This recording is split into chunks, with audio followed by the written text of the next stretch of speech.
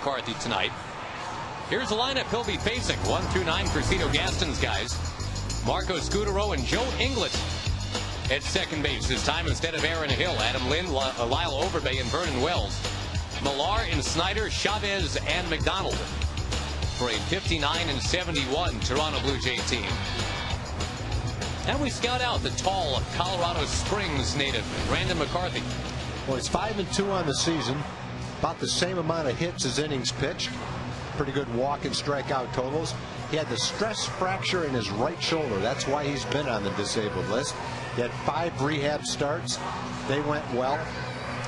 More than a strikeout per inning in his last 2 starts. Won a 7-inning start.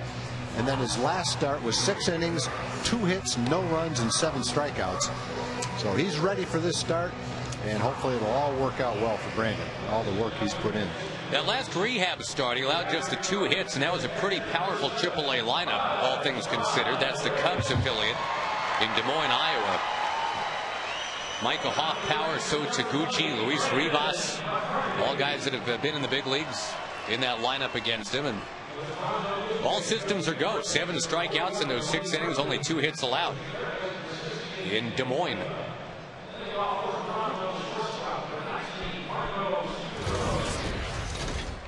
The Red Sox have taken a 3-1 lead in Tampa Bay.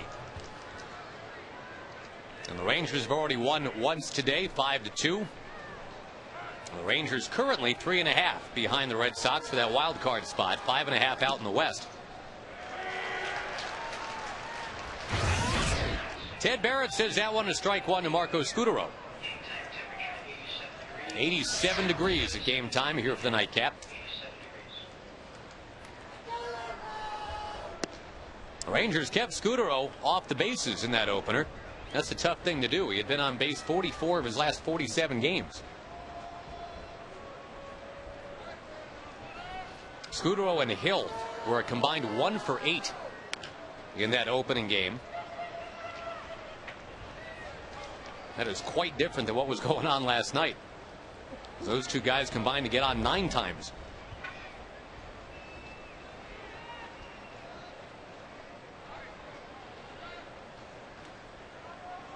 And Marco Scutaro Heckler has returned.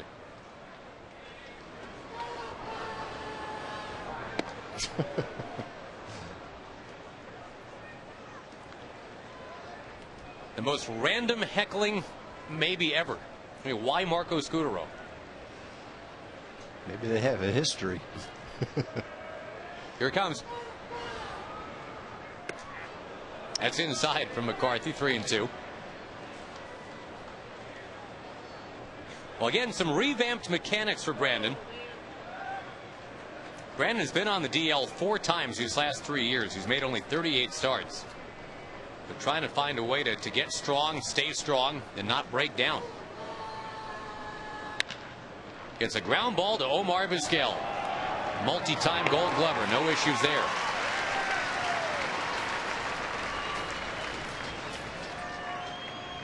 Elvis Andrus gets the night off after playing well in that first game. Pudge behind the plate. Taylor Teagarden will take a seat here. Pudge was a DH in the opener. 18 innings of baseball for Pudge, that means. Or hopefully 17 innings, actually. 8.5 plus 8.5. Joe Inglet fouls one. He just got called back up today.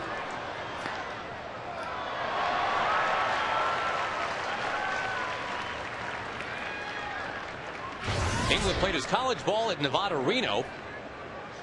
And since the Blue Jays AAA team is now in Vegas, right back to Nevada for most of this summer.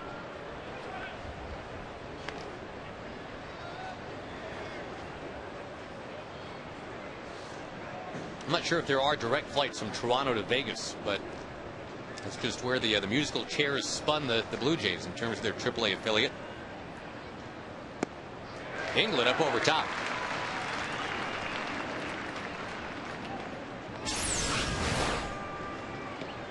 Good changeup. Very good changeup.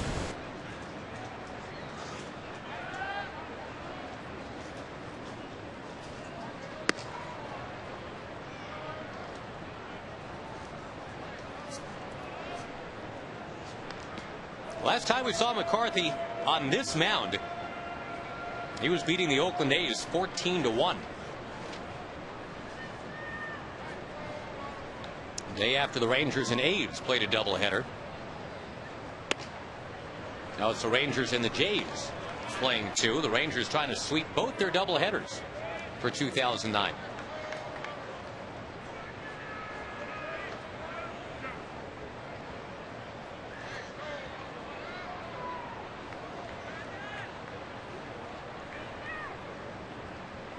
Couple of full counts to start the night.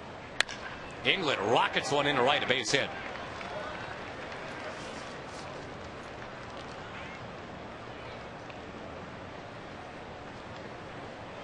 So now Adam Lind, and he has certainly proven himself in this series. What's he got? 3 home runs in 2 games. Yeah, he's been a tough out. That at bat he had against Frankie Francisco was a really good at bat.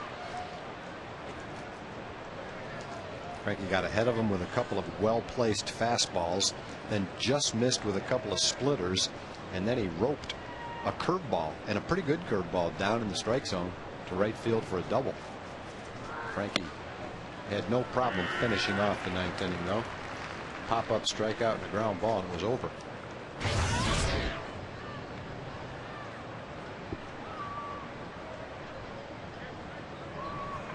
Toronto limited to 6 hits in that opening game.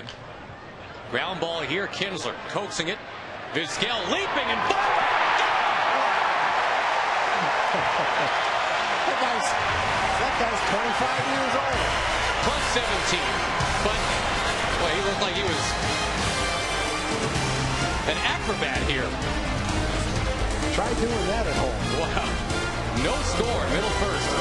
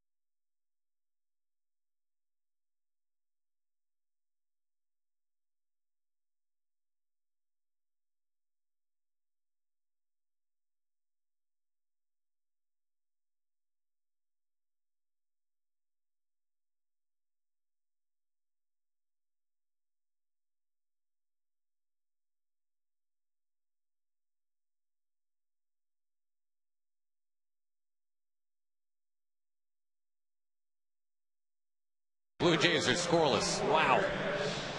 That's beautiful. The sheer athleticism of Omar Vizquel as he hurdles Joe England. Now the Rangers getting ready to take on Brian Talent here in the bottom of the first. Talent had his way with the Rangers back on June the 9th. 2 hits allowed in 7 innings, but it has not been going well for this tall drink of water since then.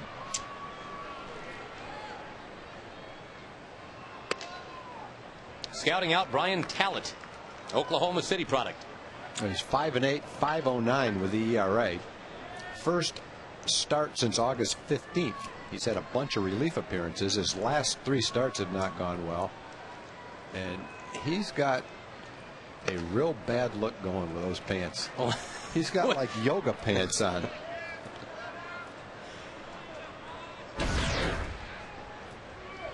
He's also got no elastic on the bottom of those pants. No, I understand. They're like capris. I know. To say nothing of the mutton chops, but that's, you know, that's different. I kind of like the mutton chops, but yeah, that is an odd look right there. That's not a real good look. But you know what? If it's comfortable, make a statement. Yeah, you and I are dressed like this. Yeah. I mean, yeah, we kind of leave ourselves wide open if I'm making fun of someone else and what they look like. We're not exactly. So, Brian, trophies. go for it, big guy.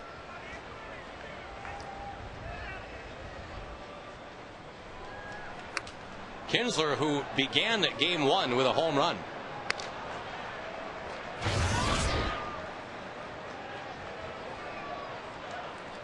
Now has 29 for the year to go with 28 steals.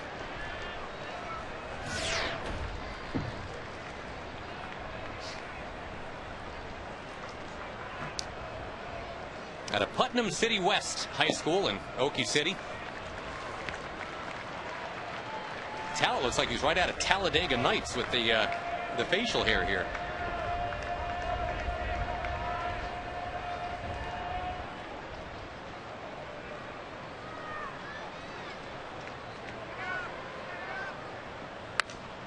The changeup is what seemed to be befuddling the Rangers in that start that he made against him back in June. Not a lot of solid contact being made in that game by the Rangers, and they lost that game. Got shut out.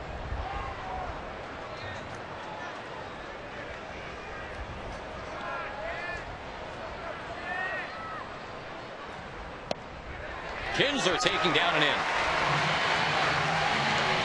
Rest of the way for the Rangers against Cito Gaston's team. After Kinsler, Michael Young, and Josh Hamilton. Then Bird, Cruz, and Murphy, Pudge, Chris Davis, and Omar Vizquel.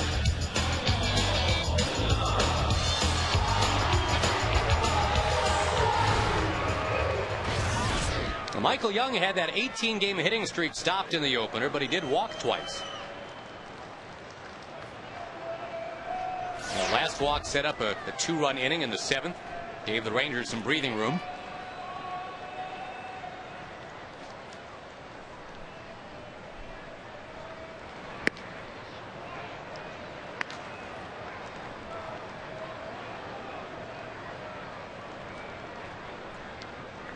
There were 4 errors in that first game. Toronto made 3 of them.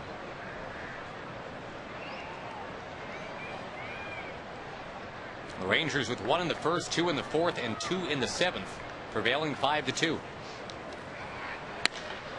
Young to right field. To the track. Caught. Kinsler tags, heading into second base. Well, might as well have been a bunt. It gets Kinsler to second with 1 down. Michael, I think hit that a little bit toward the end of the bat. Still drove it right to the wall, but didn't get it to really jump out of the ballpark like it would have if he hit it on the sweet spot.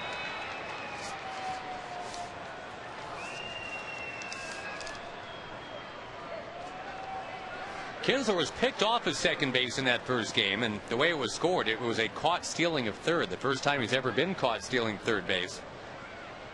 But again, it wasn't like he really had designs on stealing third. He just got caught leaning and caught napping.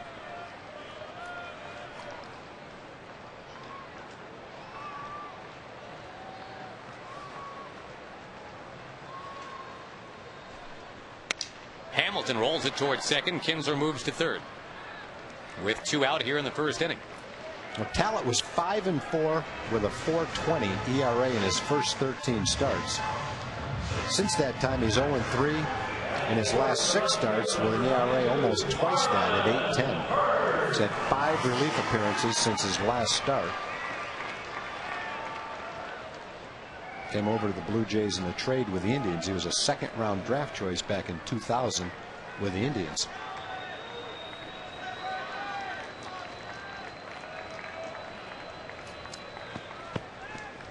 Bird to the plate, and he's got the exact opposite kind of pants going here. He goes all the way down to under the heels. Talent showing plenty of white. And of course, you got Kinsler at third. He's one of the old school guys that shows you a lot of sock. That's a great baseball look, isn't it? I like that.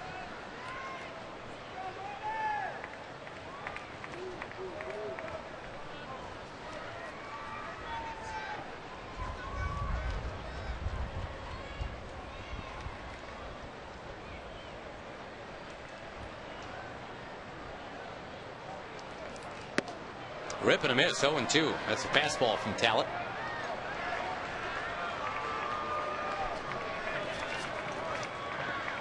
Talent spent some time at Hill Junior College in Hillsboro, Texas. Dana Eveland of the A's was there for a while. Joey Gathright, and also Talent. Talent's off the mound, changing speeds on Marlon Byrd. Leadoff walk doesn't blossom. No score at the end of 1.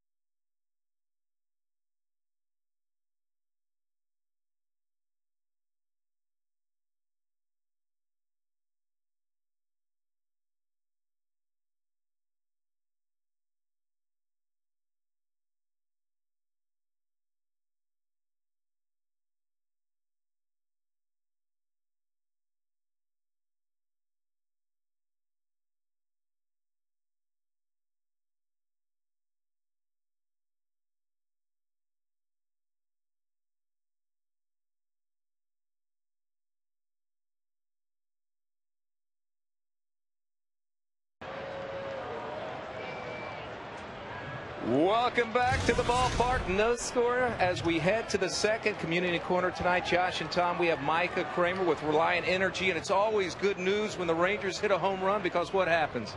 Well, each home run that the Rangers hit here at the ballpark in Arlington, Reliant Energy, as part of our Reliant Power Blast program, will donate money to benefit Rebuilding Together Greater Dallas. And we've got our partners here from Rebuilding Together, and also tonight we've got the Boys and Girls Club from all over the city. Representatives from clubs all over town. That's wonderful. Reliant Energy does a great job. You put on camps, you do a number of other things teaming up with the Rangers, correct? That's correct. This summer, actually, we put together some programs about energy efficiency, and the hope is that these kids would start young and that we would educate them. They could become energy ambassadors for us and go out there and really talk to mom and dad, and they can even do little things at home. And that was part of the program that we put on. All right, Boys and Girls Club also having just about everybody here in this section having a good time, right, huh? There we go. Enjoy the game. All right, Micah, nice meeting you. Appreciate it. Keep up the good work. Overbase sending one to left field. Thank you, Jim. And Marlon Byrd has got it. Looked like Marlon was trying to call time on that last at bat. Wasn't granted time, and then had that kind of hurried swing for strike 3. Yeah, it's a judgment call by the umpire. And the umpire feels that time right there is called too late when the pitcher is almost ready to deliver the ball. He doesn't have to grant time. And he didn't. And Marlon had to get back in his stance and be ready to hit that changeup, which he didn't do. Vernon Wells over to Michael Young, the two best buddies from their minor league days. One always seems to hit to the other at some point in every game, at least once. Now Kevin Millar to the plate for Toronto. Now, Josh, when we were in Minnesota, we got a note. We didn't get this note, but we were supposed to pass on a heads up. Robert Bear from Louisville was in Minnesota and wanted to say hi to the Bear family and the Plummer family back in Dallas. So, Robert, if you're watching, you're probably back home now. Not quite as effective as it would have been from Minnesota, but well, to all the Bears and Plumbers out there. Better late than never. We'll say hi to the Bears and the Plumbers for you from here. John Radigan passed that note on to us. Late, I might add. Rads. Well, the Rangers going with the Twin Towers tandem here. A couple of emailers have pointed that out. You got the tall, lean right-handers in both games of the doubleheader. Nippert and now McCarthy. And Tallett's right there with him. Yeah. Nippert is 6'8", and McCarthy listed at 6'7".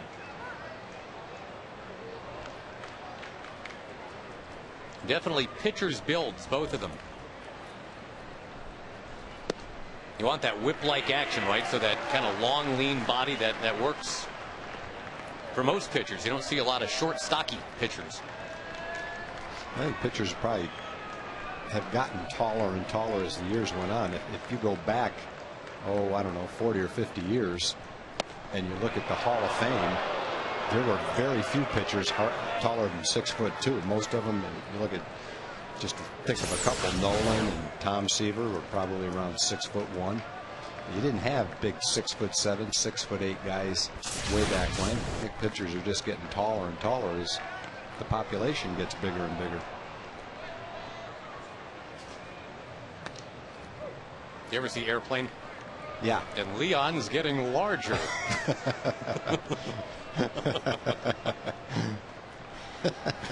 Anyway, 3-2 to Millar. The Tower. Payoff pitch. We will do it again.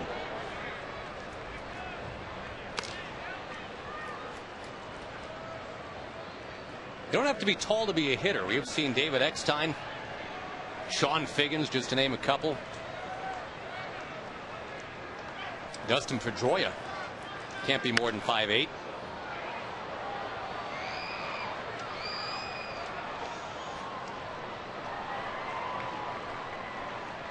And Freddie Patek, I mean, personally, I'm like 5'6" on a good day. So I used to love Freddie Patek. How tall are you on a bad day? Like 5'0". Man, no, those are some tough days. I'm a boy. legit 5'5"3/4 if you're scoring at home. That ball bounced up there to Millard. I always figured if Freddie Patek could do it, maybe someday I could too. Well, that's the way you should feel. Phil Rizzuto was 5'6". Joe Morgan was 5'7". Well, still is 5'7". That's, I think, the inspiration that guys like Pedroia provide for kids who aren't 6 feet tall. The only pitcher in the Hall of Fame less than 6 feet tall. You know who it is, Tag? It's Whitey Ford. The only one. Only one. Wow, I would not have thought that. 5'11".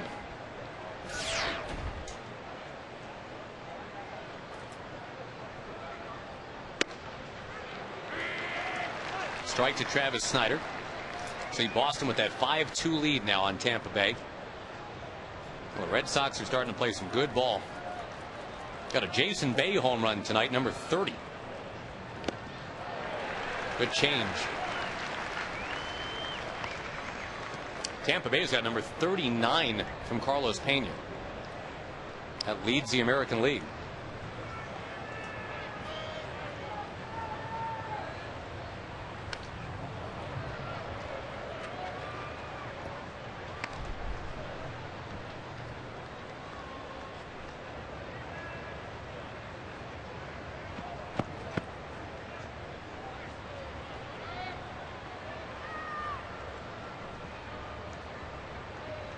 Two-strike pitch on the ground near third.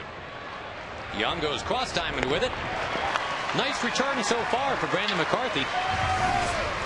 No score. Bottom of the second coming up.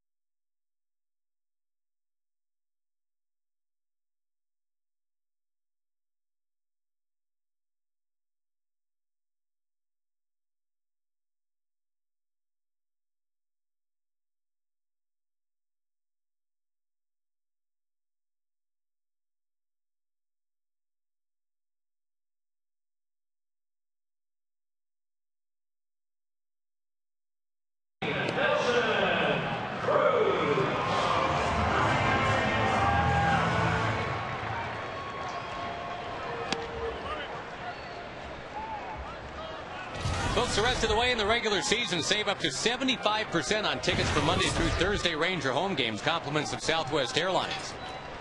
Upper box, upper reserve, grandstand reserve tickets for $5. Lexus Club Terrace lower reserved or bleacher seats for $10. Purchased by entering DINGER as the coupon code at TexasRangers.com. No score. We're still trying to get over the look that Brian Talbot is featuring out there. Pants by Urkel. I just went next door. You're very confident in yourself to Yeah. be able to wear pants like that. And Talbot showing me something. He's got to be a confident young man. I just went next door to ask Rance Mullenix, doing the color commentary on the Blue Jays games, his opinion, and apparently this is the first time he's broken this particular look out. But there have been various looks, according to Rance, this year, and exactly what you just said. He doesn't care what we think, so. And you know what? He shouldn't care either. No. Who are we to judge? It should be insignificant in his life. Maybe it'll catch on.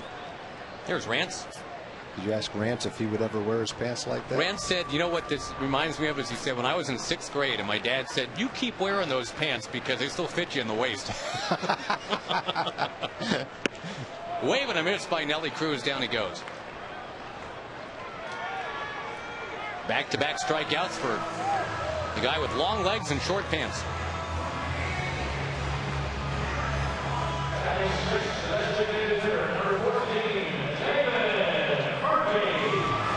Now David Murphy to the plate.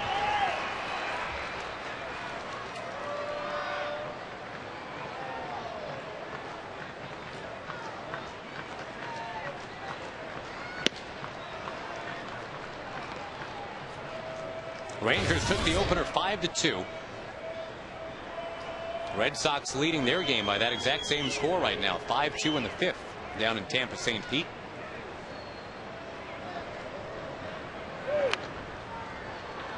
The Yankees lead the Orioles 5-3 in the 5th inning tonight. And Tag, I guess Jorge Posada's finger is okay after all. He's got a pair of home runs tonight. I guess so. Robinson Cano has hit one as well. Felix P.A., who's been hot of late, hit number 8 for Baltimore.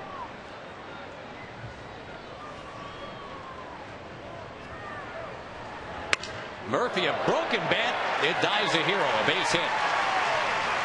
Actually, for the way the bat broke, the ball went out there pretty well. David is strong like bull. He is.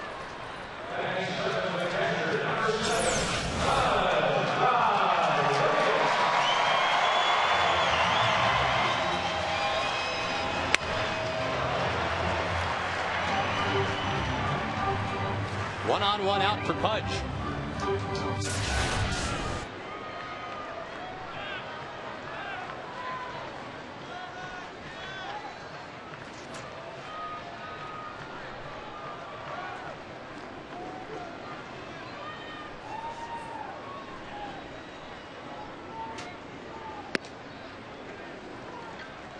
Couple other scores to pass along. The Tigers lead Cleveland tonight 6-3. Brandon Inge, number 26.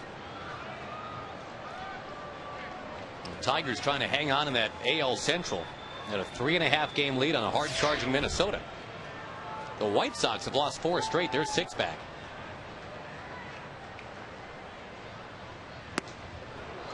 White Sox and Twins are head to head tonight. No score in the 3rd.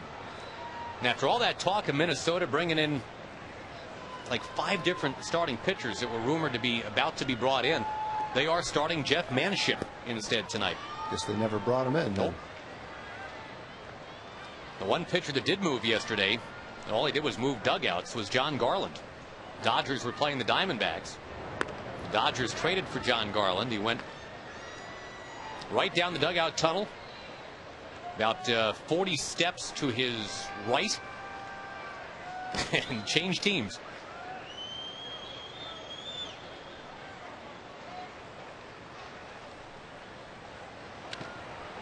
Dodgers also got Jim Thome yesterday.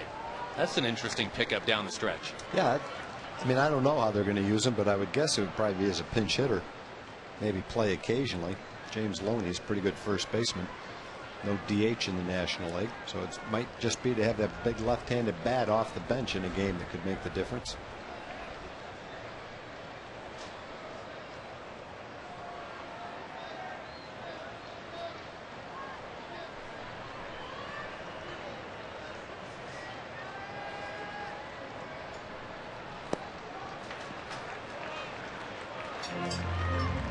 Two and two the count to Pudge, who again was a DH in the opener for the Rangers tonight.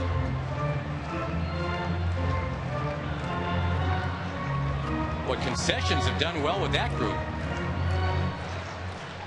Not much left. Kids are waiting for the second course.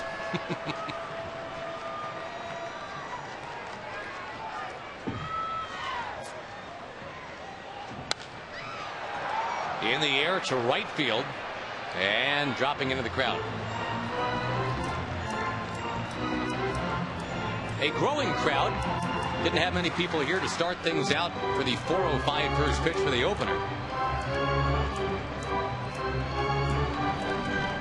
Now the fans are heading on in.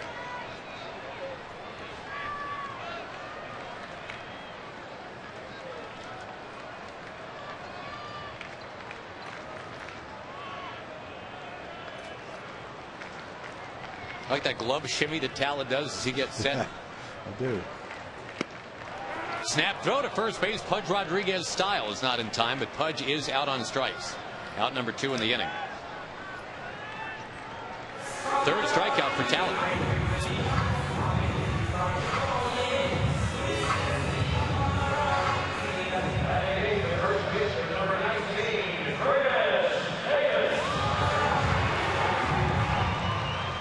Big game for Chris in the first game. Had 3 hits in the ball game. Big ground ball into right field to drive in 2 runs, the second and third runs for Texas. Yeah, with 2 out in that inning. Big hit. 2 big base hits. One by Nelly, one by Chris. Both drove in 2 runs. And the other run coming on the Kinsler homer.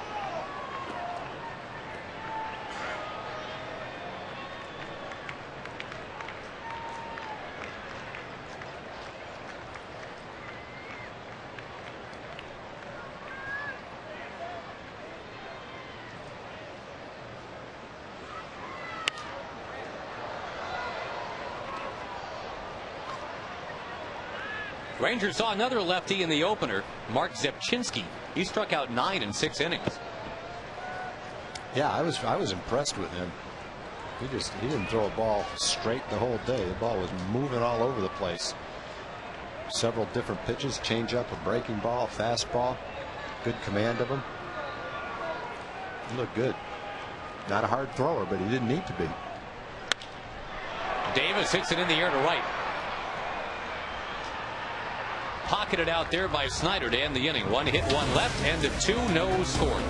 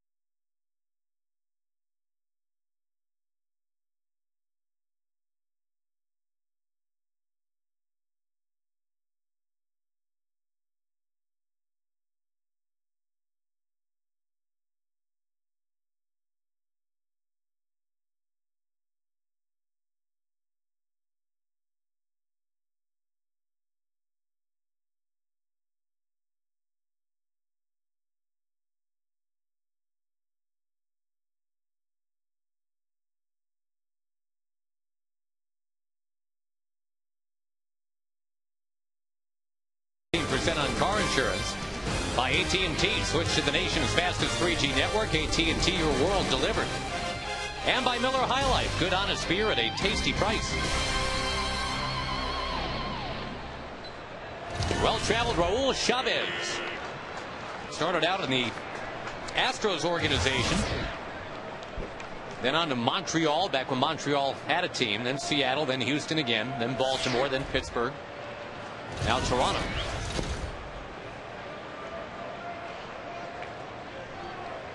Rangers took the opener 5-2, scoreless here in the nightcap so far.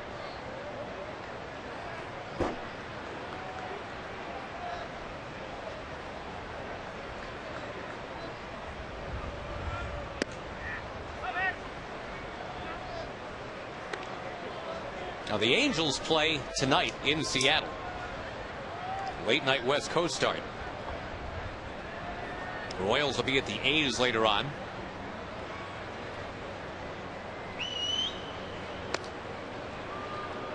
National League, the Phillies lead the Giants tonight 1-0. That's Cole Hamels working on the shutout, a one-hitter in fact in the 7th inning.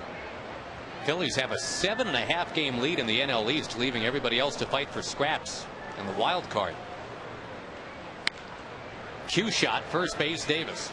Boy, that was a cue shot. That ball was spinning, curving away from Chris. Fortunately, it wasn't hit very hard, so he didn't have much of a problem with it. Talking about that National League wild card tag, you got Colorado and San Francisco tied. Then Atlanta only 3 out, Florida 4 out. Atlanta and Florida supposed to be playing tonight. That game's been delayed because of rain for hours now. Raining in South Florida? Wow. This time of year? Who knew? Breaking ball strike to McDonald.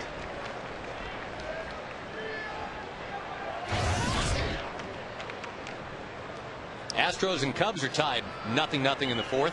That game's at Wrigley. Time for the Cubs to get going. They're still on the fringe of that wild card periphery. They're 6 out. 10.5 out in the Central.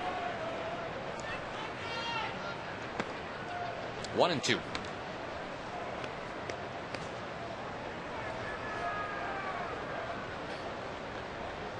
Mets have taken a 2-0 lead on the Rockies early on. Still batting in the top of the 1st.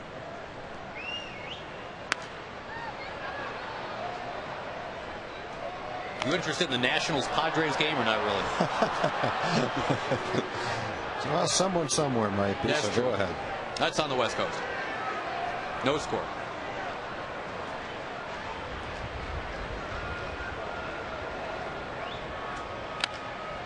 In on the hands of McDonald, chops it foul. Dodgers host the Diamondbacks tonight with Vicente Padilla on the mound. Will make his Dodger Stadium debut. He's already pitched on the road for LA. And the guy that got into the rotation in place of Padilla, Dustin Nippert, has already won a game tonight for the Rangers. 6 innings of 2-run baseball for Dustin in that opening game.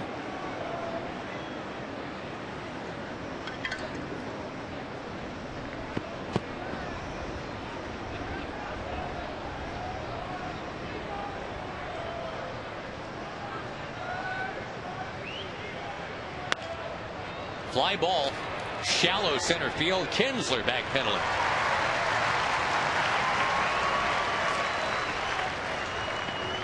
Well, the return so far for Brandon McCarthy. Once through the order, you like it a lot. 1 walk, 1 hit.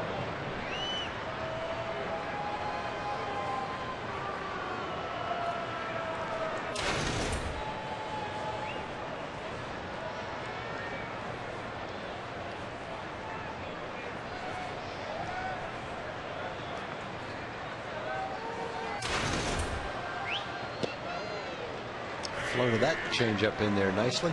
Boy, again, going back to Nippert, and of course Felice and Francisco as well. The preponderance of first pitch strikes. Game 1 and Game 2. It's been great.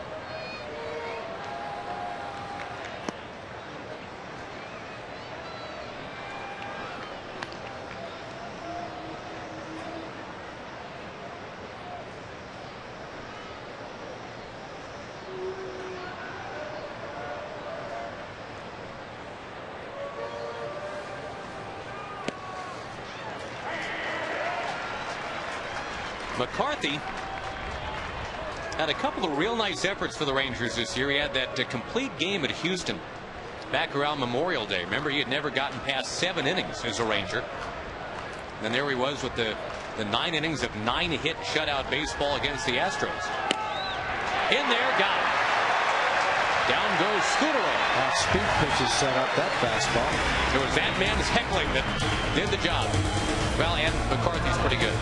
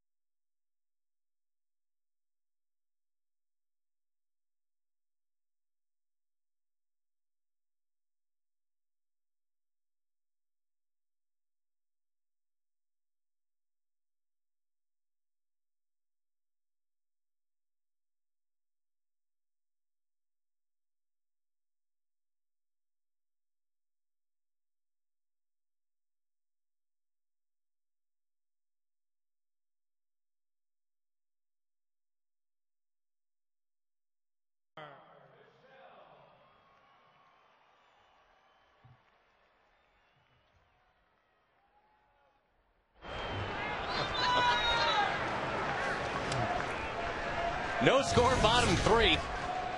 The great Chuck Morgan just had the equally as great Tom Grieve up on the big screen here, doing the the head shake to the Hataways song, the What Is Love song. I just hope whoever put that on the scoreboard knows my kids might see that someday. Baby, don't hurt me. They laugh at me enough. No mo. That's a great song. That's my new favorite song. Wow. And I got Toast to thank for it. Thanks, Chuck. Appreciate it very much. Hey, there you go. Him, me, him. See, you want to be starting something, and the whole stadium seemed to get into it. They did. Thanks to I'm you. going to have to go home and work on that in front of a mirror, see if I can't perfect it a little better. More of a quick jab is what you want to go for, yeah. I'd have taken Advil after I did that the last time.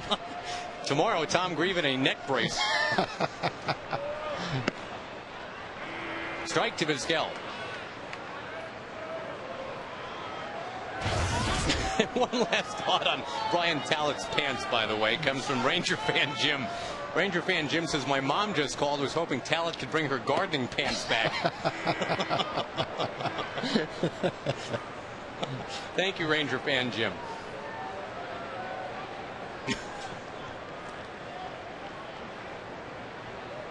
And the Ricky Bobby sideburns, too. It's a great look. Vizquel back into the crowd.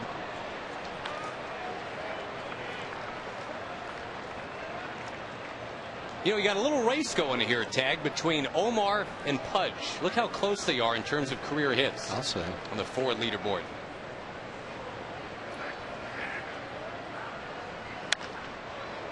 High fly ball towards center, shallow. Wells on the run.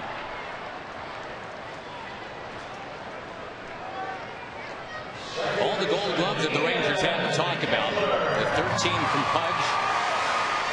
Got the 11 from Omar, the 10 from Andrew Jones, 1 from Michael Young. 35 Gold Gloves possessed by current Texas Rangers, to say nothing of the couple that their first base coach has. Gary Pettis has won a couple too.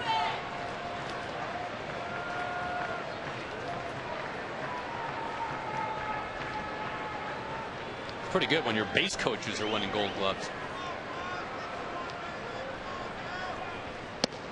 Out of your front office, you got Jim Sundberg, a multi-time Gold Glover. In the booth, you got the guy who set the Ranger record for most consecutive games without an error in the outfield, Mr. Tom Grieve. And didn't even know it. Until years later. But that's a fact, Jack. It's in the record books. So belated congratulations. Thank you. I didn't get you anything. Back then, they must not have been hitting them in my direction very often.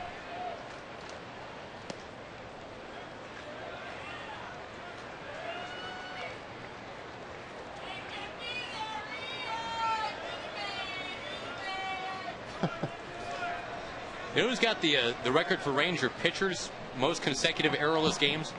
Tim Crabtree. Tim Crabtree. I was going to say Kenny Rogers. There's a foul by Ian back this way. Of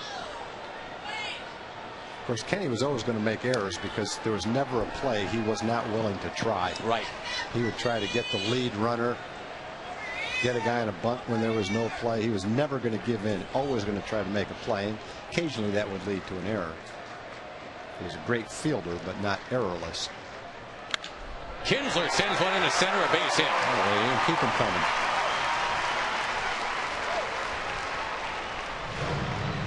I think I could give you 5 guesses for catcher, by the way. Most consecutive errorless games by a Ranger catcher, and in 5 guesses, I don't think you... Cal King. Nope. But you're not far off. It's not Pudge. I mean, that's the one I would go... Kenny Suarez. Nope. Not Pudge, not Sonny. Let's see. Rich Billings. Nope. You have 2 left. Whitey Herzog once told Rich Billings, "Are you on a first-name basis with the people behind home plate?" He used to chase so many balls back to the screen. I hope he's not listening. He was my roommate for about 8 years. I feel like I can say that about him. He'll give you a call. We got one more guess? Random. Think random. Random catcher. Yeah. I can't even think of a random catcher. Would you believe Bobby Johnson? Nope. 1983. I was a farm director when Bobby came through the farm system, so I remember Bobby, but I wouldn't have thought of him in that regard. Bobby was a really good prospect. Big, strong kid. Could catch and throw, had some power. Never developed for him. Uh-oh. Kinsler diving in. He is tagged out. That's twice he's been essentially picked off in this doubleheader. Officially caught stealings both times. The Rangers, who came into this evening with the best efficiency when it comes to stealing, 85% success rate. They have gone 0 for 3 tonight.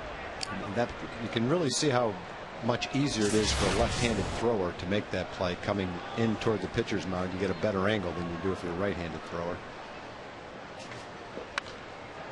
Young fouls it back. Anyway, Bobby Johnson, 65 games in a row without an error. Pudge, longest one for him was 64. Well, Bobby was from Dallas. That's a heck of a catch down there. Wow. Acrobatic play. That was cool.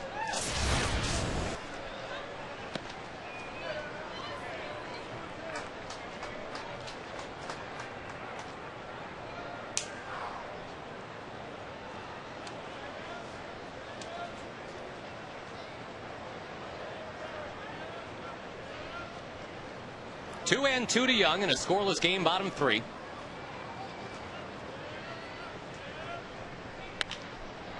On the ground is short, picked by Scudero. End of the inning. Ooh, Michael Young, hopefully he's okay. Looks like he tweaked something. Don't need that.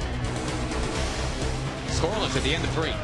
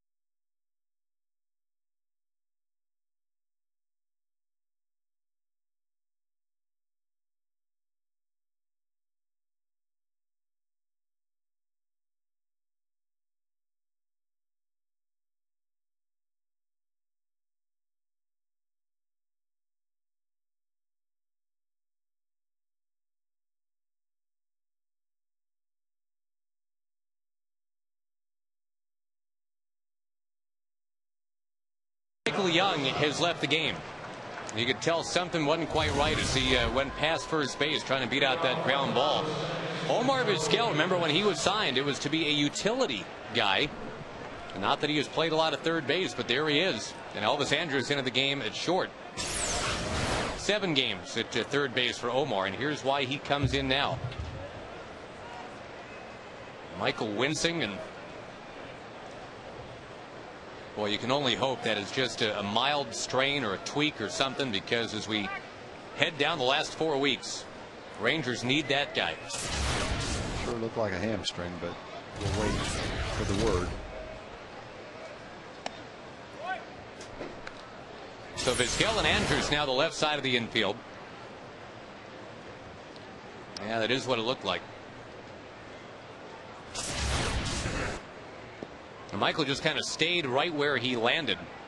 Didn't move. And when trainer Jamie Reed got out there, Michael just kind of pointed towards the dugout and said, I'm going in with you.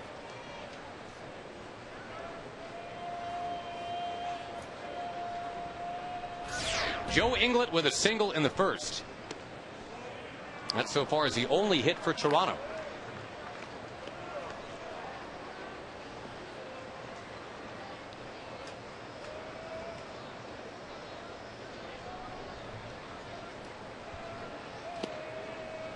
Wasn't there an 18-10 game last night here?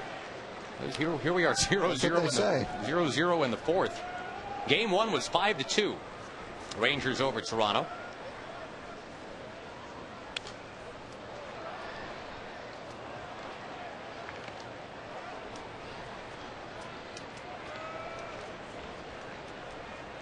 Single game tomorrow night with Tommy Hunter on the mound against Scott Richmond. 7:05 first pitch, $1 hot dog night.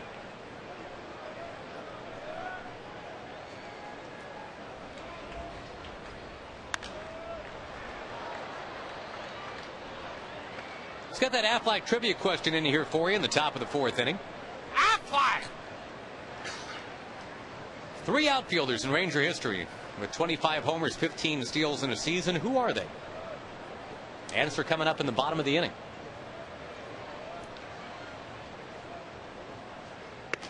The walk. Leadoff man is on. We go to Jim Knox with a special guest. All right, Josh, you've been talking about her all night. Here she is.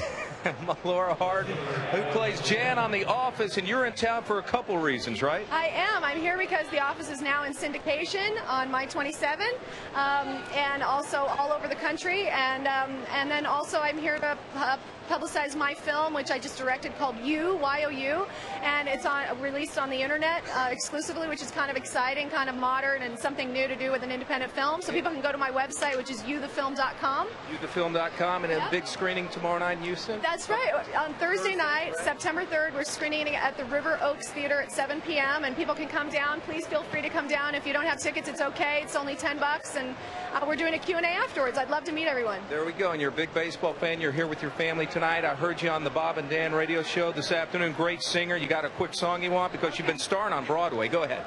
All right, I'm ready. Okay, guys, I'm learning this song. Take me out to the ball game. Take me out to the crowd. Buy me some peanuts and Cracker Jacks. I don't care if I ever get back. So we root for the Rangers. If they don't win, it's a shame. Because it's 1, 2, 3 strikes are out, and back to Josh and Tom. Oh, wow. I want that on my team. I'll give her a 10 for that. All right, Wow. Mike 27, The Office, 6:30 and 10:30 weeknights. Good to see you. Nice to meet you. Appreciate it. Good job. Best part of that Dunder Mifflin branch, absolutely. And if she'd like to come up here and hang out, that's very cool. Very cool for you. It's not that cool for her. Well, I know that, but I really am not in her universe. I'm more concerned about me. I'd like to meet Jan from The Office. That's pretty cool. Jim Knox gets to meet cool people. Then again, I get to sit next to you for 6 hours tonight. So, well, you've seen me dance tonight. That was pretty cool. Jan from The Office singing and Tom Grieve dancing. It's a big night. Hey kids, let's put on a show.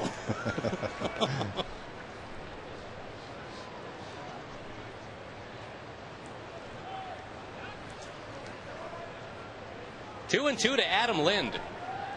hit into a double play in the first inning. Might be doing it here in the fourth inning.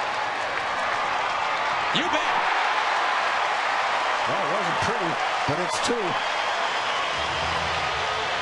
That's a guy with 3 home runs in this series. McCarthy's gotten him a hit into 2 double plays. Nice play by Elvis. Brandon's throw was low and off to the side. And you get a good look at Elvis as the guy that's turning this double play. Takes it out of the dirt, throws it, avoids the slide at second base. Chris kept his foot barely on the bag, and after the leadoff walk, the Rangers get 2 quick outs. So good pitch by Brandon to get that little tapper back to the mound. He's had Lind off balance today.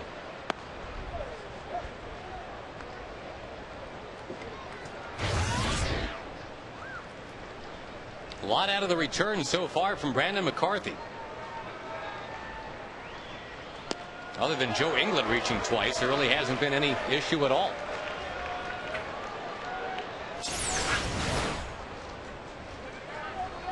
Good changeup. Great delivery with that changeup.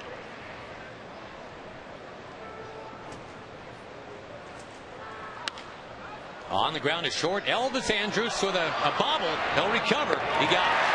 That ball had so much spin on it, went in his glove and spun right out of it. Elvis hung in there, though. Still no score. Bottom of the fourth coming up.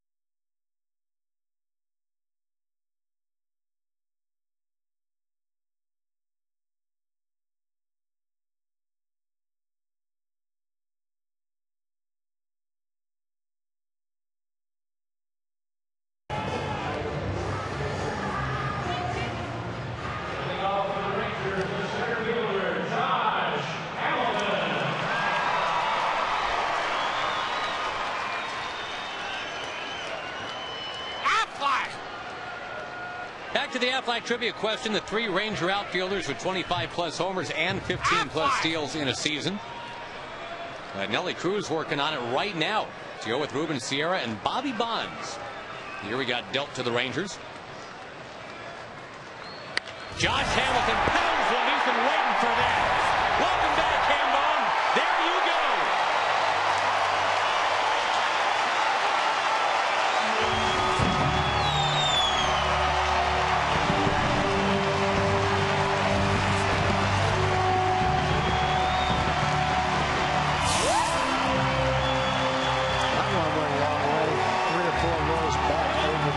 Bullpen. Looked like a high slider.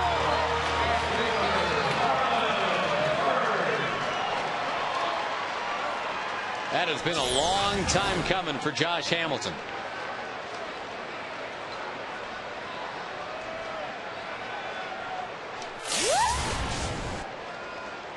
Josh homered the first at bat back from the All-Star break and had one more home run after that, and has been stuck on 8 for a while. There's number 9.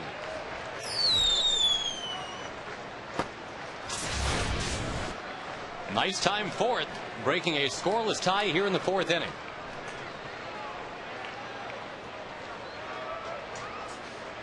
Talent had 10 straight shutout innings against the Rangers here in this ballpark until that swing by Josh.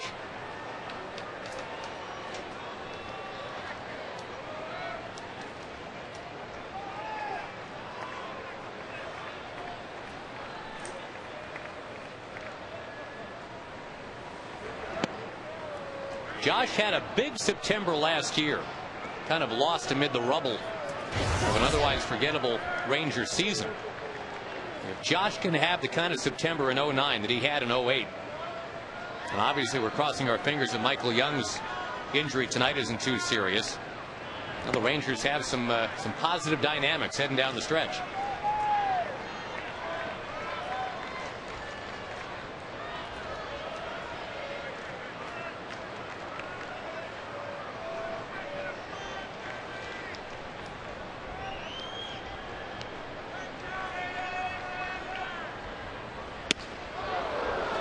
Three and two to Marlin.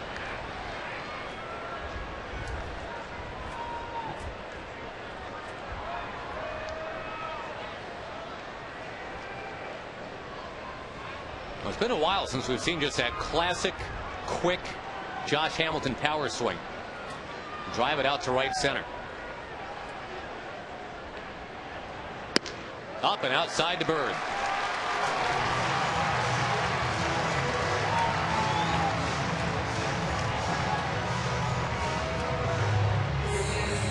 Those guys have gotten a lot of airtime tonight. They have. They've had that mask on for. I wonder if they take it off after. Well, the drink, for example. That guy's made a cell phone call with that hat on. That mask on, I mean. Needs a bigger Ranger hat, though. Strike to Nelson Cruz.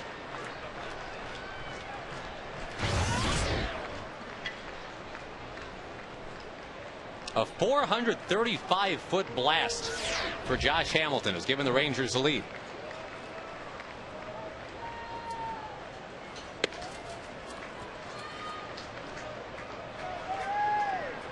Nothing official on Michael Young yet. Sure looked like a hamstring. He was trying to beat at that ground ball.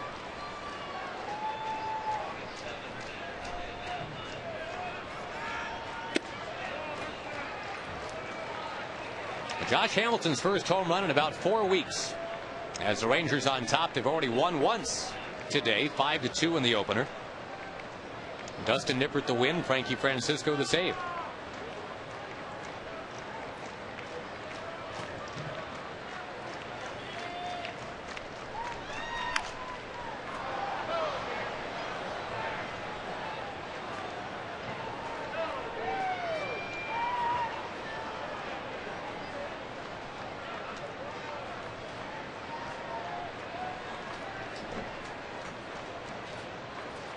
Still 5-2, the Red Sox over the Rays right now. That game's in the 6th.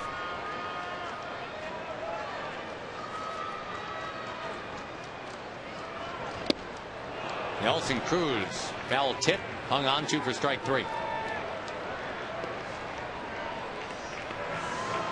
Well, the 4th strikeout for Talent. He's gotten Nelly twice.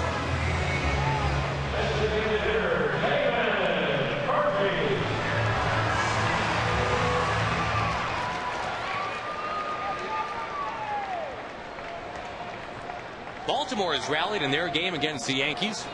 That game is now tied 6-6 in the 6th.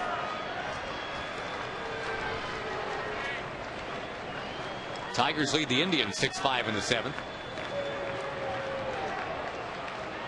Well, the White Sox have just gone ahead of Minnesota. Boy, they really need a win. Chicago does. 1-0 in the 5th inning at the Metrodome. See where Ozzie Guillen is asked to be one of the people that removes the numbers as they're doing the countdown to the last days of baseball at the Metrodome. Really? Because he hates that place. He wants to celebrate the fact that there's only X number of games to go. I would say that'd be a big upset if they let him do that. I don't look for them to do that. No, do you? Oh, he's asked to do it, but doesn't mean they have to let him do it. I mean, just for the reason that he wants to do it, you think they would keep him from doing it?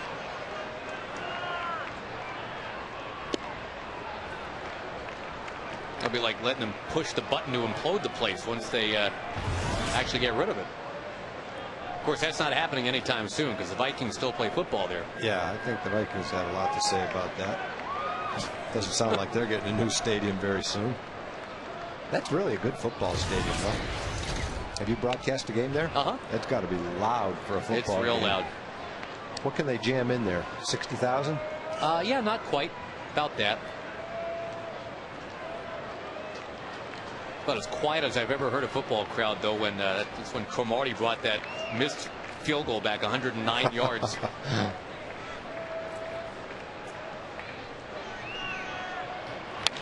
Murphy, ground ball, second base. Tried it at second, got it. Nice play. Very nicely done. Some confidence to get rid of it. That brings up Pudge Rodriguez. Solid effort for Joe Ingles tonight, walking a hit in this play. And he's going to go to first. They said, hey, I've got time to go to second with the lead runner.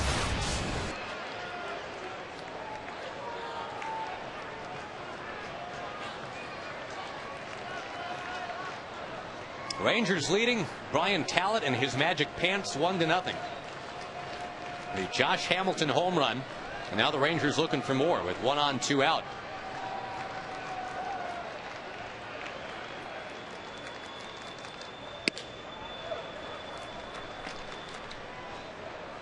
Talent had quite a run back in May into June. And it was just one low hit game after another. But as you mentioned earlier, Tom, it's been going so poorly for him of late. He actually lost his spot in the rotation for a bit.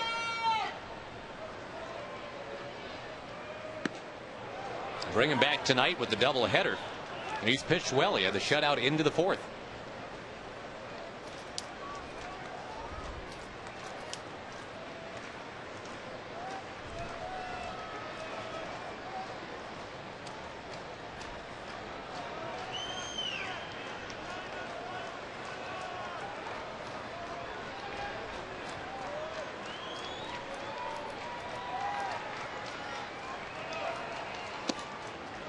Down and in.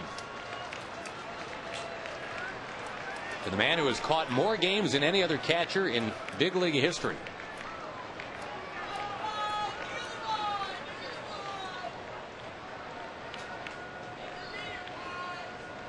Pudge not known for that walk. He was known for the hit. He's up here 3-0 though.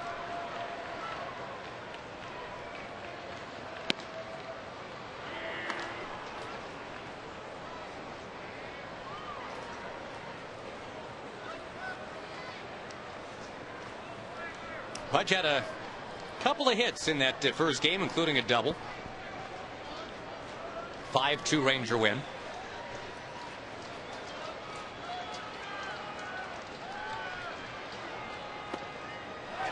Again, Pudge not known for that, but he's got that walk. Make it 2 on here for Davis.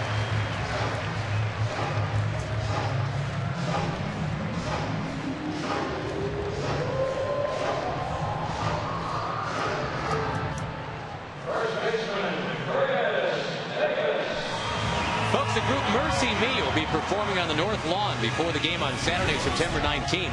4 o'clock concert, then a 6:05 game, Rangers and Angels. Admission to the concert free with your Rangers game ticket. 972 Rangers or TexasRangers.com.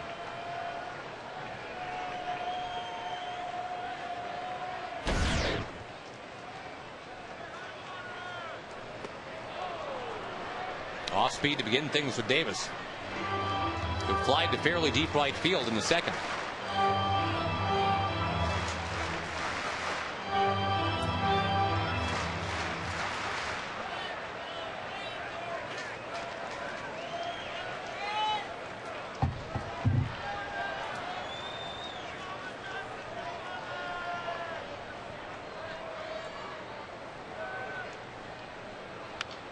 Not a horrible pitch count for Talent at this point.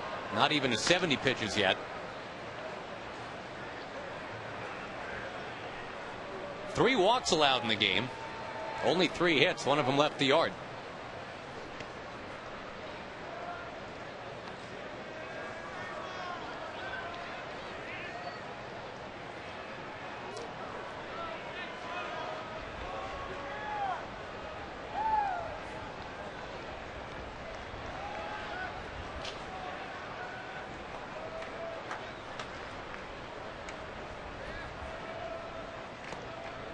Throw down to second base. Not in time. The Rangers have had a couple men picked off in this doubleheader.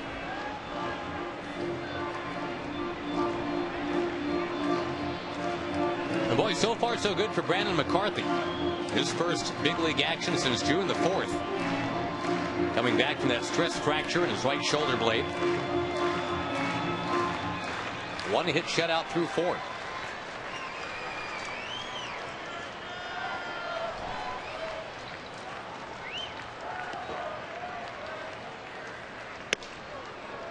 Inside. Vizquel on deck.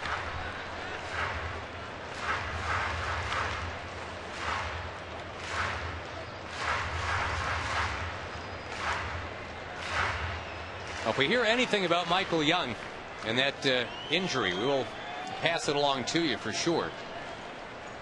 No word yet.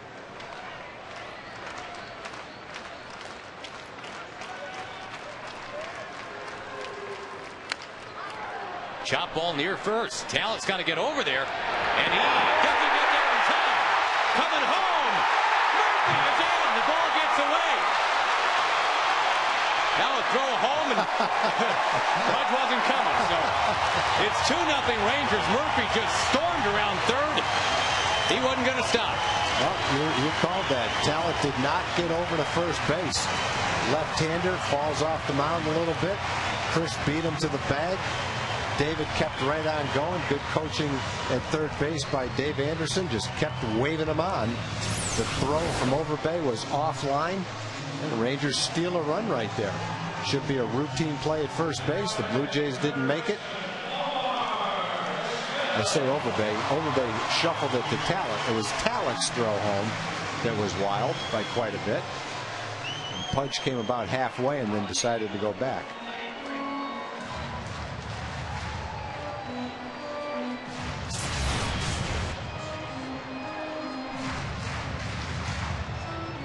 Single E1, is that what we're doing? I think so. Yep. Second and third, and a great chance for Omar Vizquel to come up with a 2-out hit and pad that Ranger lead. It was definitely an error to let Omar get to third and Chris get to second. I'm not sure if it was an error to let David get home, because I don't know if a good throw would have had him anyway. Here comes Pudge. And got back. Brad Arnsberg heads to the mound to talk to Tallett. Arnsberg with some Ranger ties, right? Yep. Brad pitched here for the Rangers. And still lives in Arlington. The kids go to Lamar. Athletes over there. Big, strong kids, just like their dad. Minor league pitching coach for the Rangers for a while, too.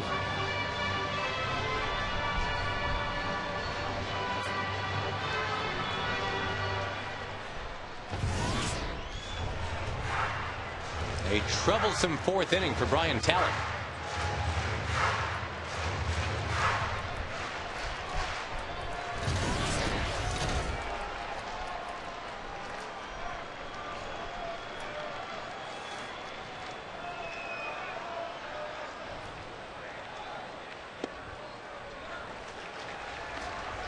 Kinsler waits on deck.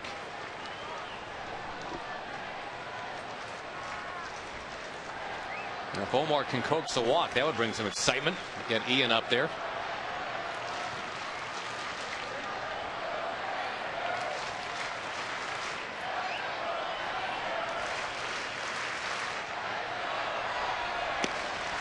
Taking all the way, it's 2-1.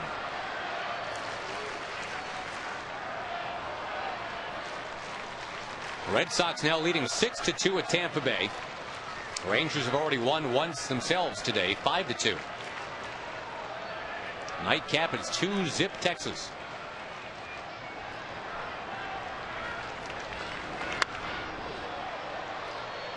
Into the crowd, 2-2 with 2 on, 2 out.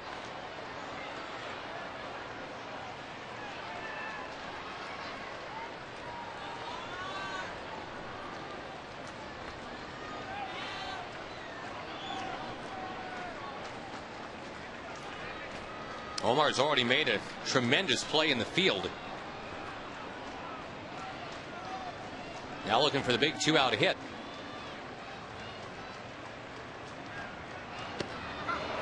Lays off.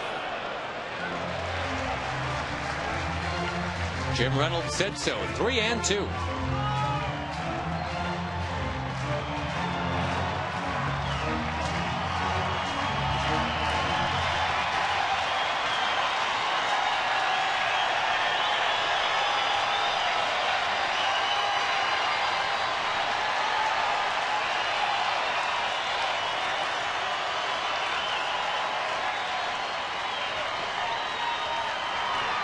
Outside, here comes Kinsler.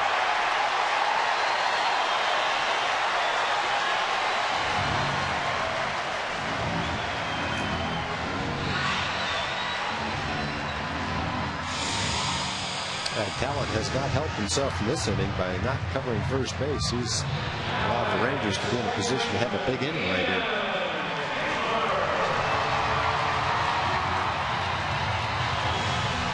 Kinsler's already belted home run number 29 for the year. That was to open up game 1.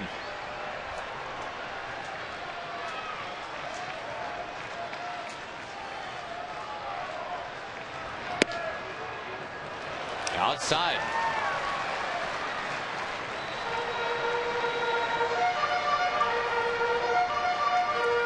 One big swing from Ian Kinsler, and well, the Rangers could feel real good about things here in game 2.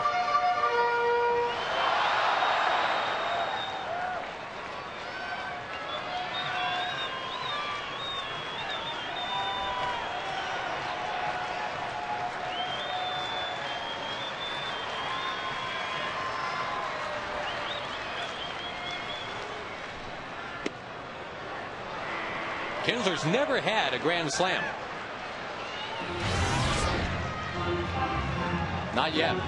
By the way, we did get word on Michael Young. Left hamstring strain. They'll do an MRI tomorrow.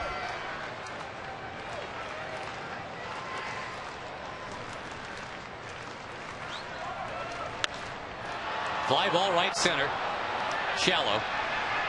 And caught. Rangers settled for 2. There was a Josh Hamilton a home run. Got the Rangers running in that 4th inning. It is a 2-0 game after the Rangers have already won once tonight.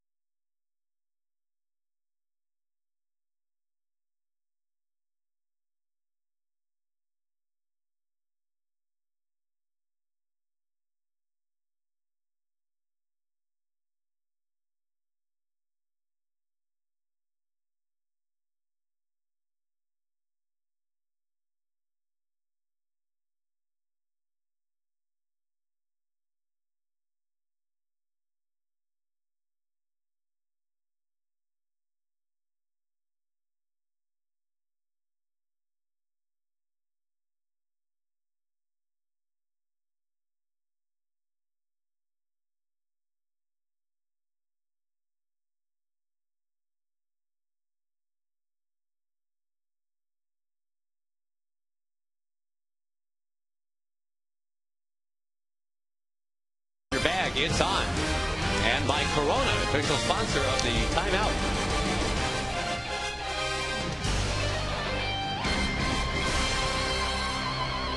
Josh Hamilton's homer and David Murphy's hustle. Rangers 2, Toronto nothing. And Brandon McCarthy's pitching has to be mentioned as we discuss things here in the 5th inning. BMAC coming back off that stress fracture. He's been pitching in the minors, getting ready to come back and help the Rangers. And a big step-up performance after Dustin Nippert gave him 6 innings in the opener tonight. Whoops.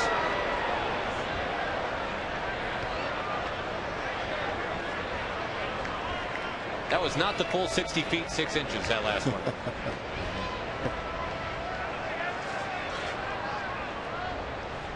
We don't have to pop up the rectangle for that one. Not for that one, no. No. Like they're pitching a cricket game. Vlad Guerrero might have swung at it.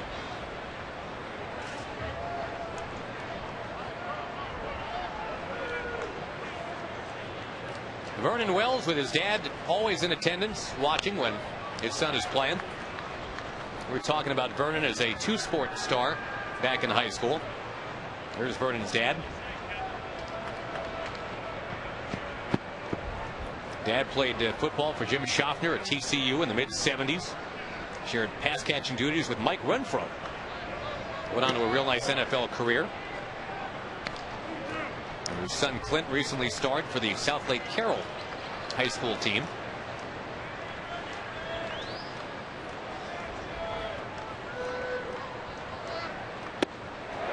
McCarthy strikes out Wells.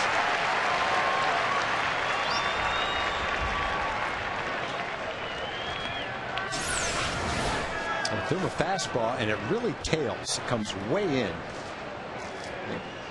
Vernon thought that pitch was going to be a little more out over the plate, and then it tied him up. Just didn't get the swing he was looking to get. But that's because of the good movement on that pitch that Brandon tossed up there.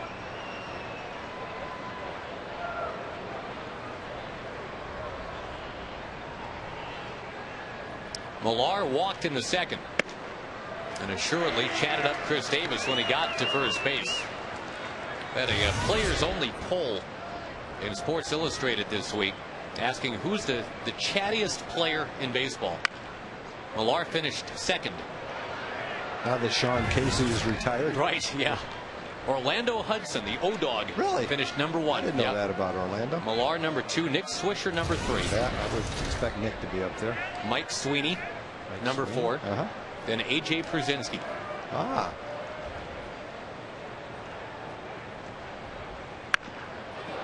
That ball shot over towards the dugout, his own dugout.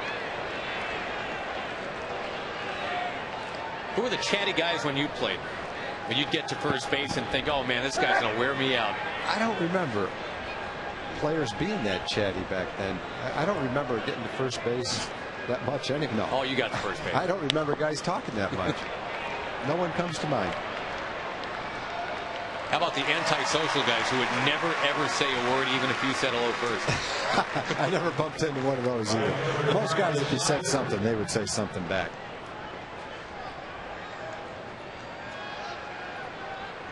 Two down, Travis Snyder coming up.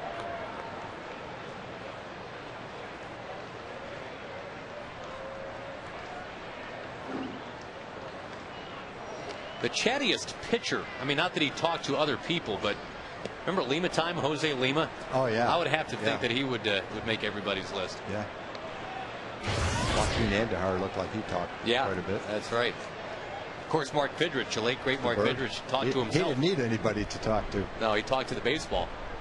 Talked to an inanimate object. I was watching MLB the other day, and they showed his 7th or 8th game when he beat the Yankees in a complete game, and Bob Uecker was doing the game and went down and interviewed him after the game. Right. It was, I just watched the last couple innings and the interview, and you forget what a personality and what a talent he was. It was, if you ever have a chance to watch that, it was tremendous. The interview lasted for about 10 minutes. Fidrich and had he that. gave the most unabashed, honest answers. He was just so happy. Well, yeah, there was no pretense at all. It was great. In that New England accent. Yeah, that was great. In the middle of the interview, he went over and hugged the security guard, came running back into the interview. He was waving to the fans. He was running in and out of the dugout. It was great.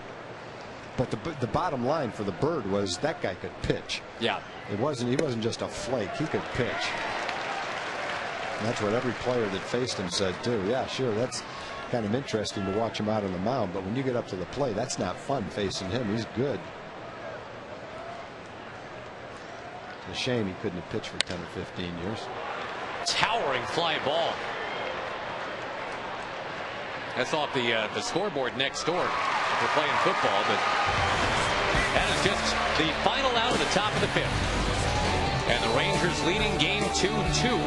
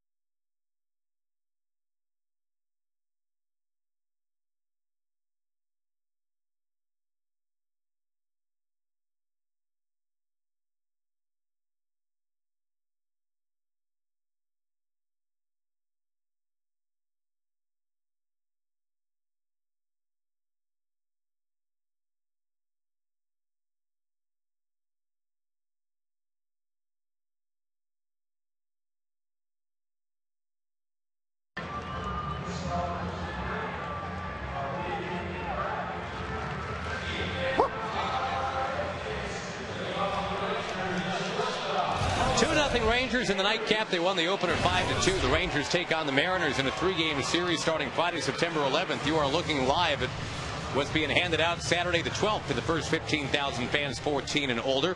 It's a Salsa Bowl, compliments of Coca-Cola. Get your tickets at TexasRangers.com or by calling 972-RANGERS. Looks like a cauldron the way we've got it matted right there. Brian Talent to Elvis Andrews. And the bottom of the 5th underway. Rangers got 2 in the 4th to grab that 2-0 lead. Steve Busby joins us in this inning. Always like to break down the pitching with Steve Busby. And all right, before we do anything else, I got to have you weigh in on this topic. Sure. As nonsensical as it is, Brian Talent's pants. Would you have ever taken the mound with capri pants on? Not intentionally, no, Josh. I wouldn't have. You're not going for that look too much right there? No, I'm not buying that. Well, how do you get those? Do you have to have those specially made? I would think so, or have like a really sudden growth spurt. Yeah. What's with the glove shake too? We've been noticing that as he comes set. Well, first thing you have to understand is he's left-handed, so that explains a lot of what's going on. You can't blame him. Right? No, it's not his. It's all genetics. And I don't get all my left-handers mad at me, for Pete's sake. It's all right. I'm just kidding.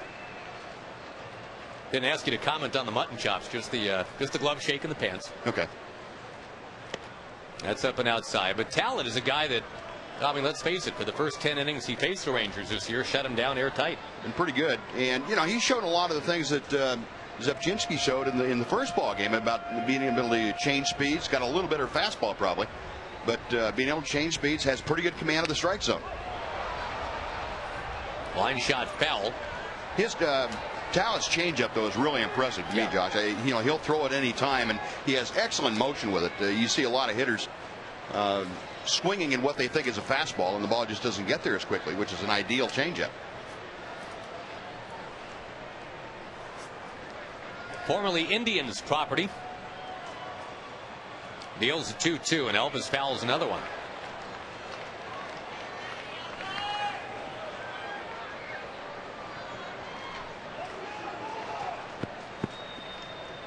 Only 5 hits in this game total. Rangers have 4 of them. That means Brandon McCarthy's been doing some good work for the Texas Rangers tonight. His return, the first time since June 5th we've seen him. Line shot, base hit, Elvis Andrews. Lind over to backhand it, but Andrews on his way to second base.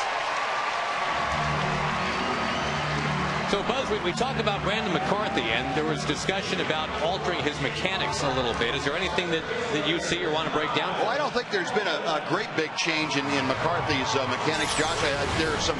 There's one minor thing, I think, and he may think it makes all the difference in the world. Watch where he breaks his hands. He's going down, the hand comes out of the glove at a lower level, down closer to his thigh instead of belt high where he had it before. And what that does, it gives McCarthy a longer arm angle to work from. That's good and bad in one sense. It's good in one sense in that he can probably get better timing with that. But it's bad in another sense, as far as I'm concerned, in that the lower you break, the further your arm has to go. So the more chance there is of releasing the ball higher than you normally do. And we've seen McCarthy throw a few pitches high out of the strike zone, although he usually does. But it would just take some time to get used to. And I'm really of the firm belief that if unless a mechanical change prevents you from doing something positive, if it feels better to you, do it. If you think it works for you, it's great. I think mechanical changes, timing changes, whatever you want to call them, about 75% of that's mental. If you think it's going to work for you, for whatever reason, go ahead and do it. And it's not, I guess, just for in-game right now, right? For the short term. They want to make sure that he's not breaking down. He's been on the DL 4 times in, 2.5 years, essentially. Yeah, they're trying to take some pressure off with that mechanical change, trying to take a little pressure off that shoulder blade right where it is in the back of the back of the shoulder itself. So hopefully it works for him. And, if you can pitch like that, that's great. If he can jump back into the Rangers rotation here, that's obviously a plus. We got about 4 weeks to go. Rangers trying to catch the Angels and or the Red Sox. Now the Red Sox are playing right now. Angels not yet. The Red Sox lead Tampa Bay tonight 6-2 in the 8th. Does it seem to you, Buzz, like the Red Sox have kind of steered through their whatever choppy waters, and they're starting to win some games now? Yeah, they're starting to play pretty consistently well. The Yankee series that they have coming up might make a difference in that. Have to wait and see.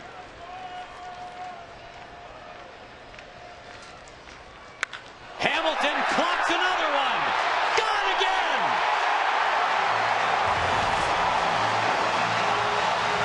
He's back.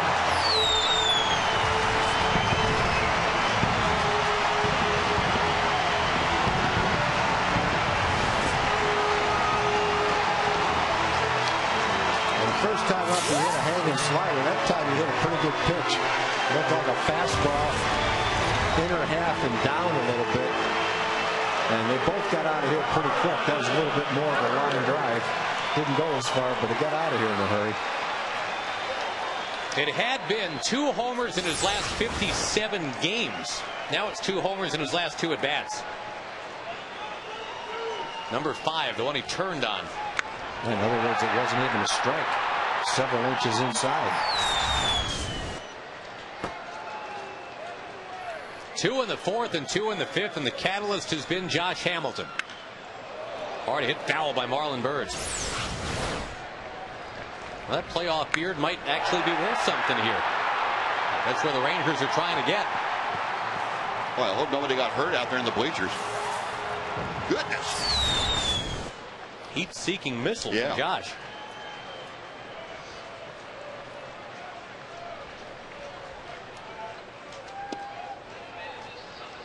Up from 2 home runs and 200 at-bats to 2 home runs and 2 at-bats. And a 4-0 Ranger lead. They won the opener 5-2.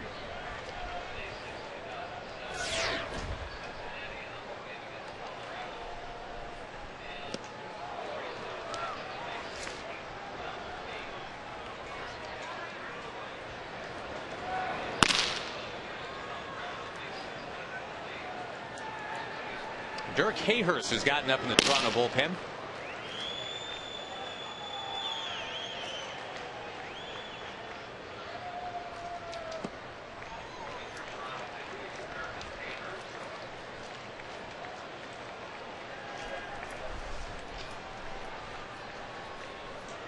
May of last year against the Astros is when Josh had his last multi-homer game.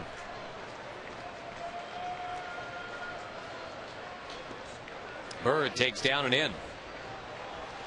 Buzz, would you say this so far, this doubleheader is a pretty good example of it doesn't really matter what happens in any one baseball game? There's not a carryover emotionally from a certain type of a game. Yeah, I think so, Tom. Have you ever believed that happened? Oh, what kind of a game would affect the team the next day, for instance? Towering pop-up from Marlon Bird, giving Buzz plenty of time to form. Yeah, no, I think, yeah, I need that too. I think back to the times that we were chasing Oakland and got them in our sights one year, and were beaten as we blew a lead late in the ball game in Oakland. That carried over to the next day. Yeah, that was because they were a very good team. We hadn't been there before, and it ruined us. You had them beat. Yeah, we had them beat, and we let it get away. I have not seen that with this Ranger team this year, and they have every reason to feel that way from time to time because they haven't been here for the most part before. But yeah, I don't think a game like last night is going to be one of those games that really spoils you. No. Chop ball from Nelson Cruz.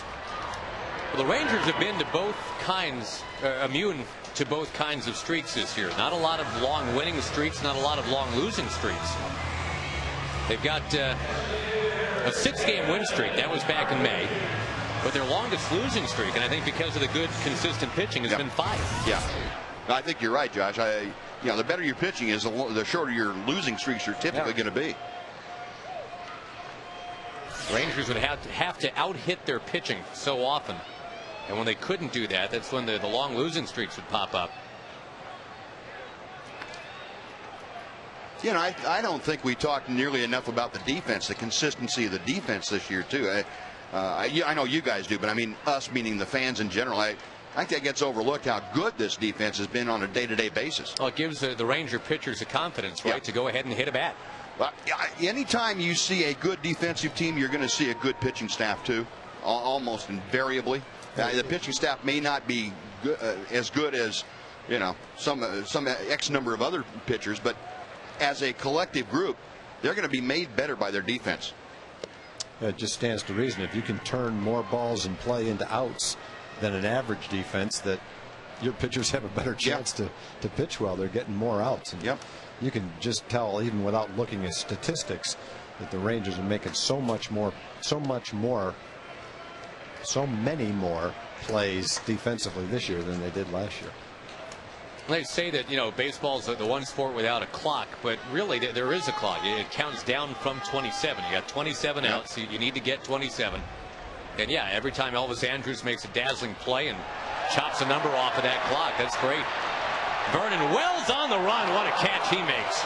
Boy, David Murphy hit that a long way for just reaching out and pitching low and away. Steve Busby, thank you, buddy. My pleasure. Talk to you guys after a while. Your good luck for Josh Hamilton. His second home run of the night. It's 4-0.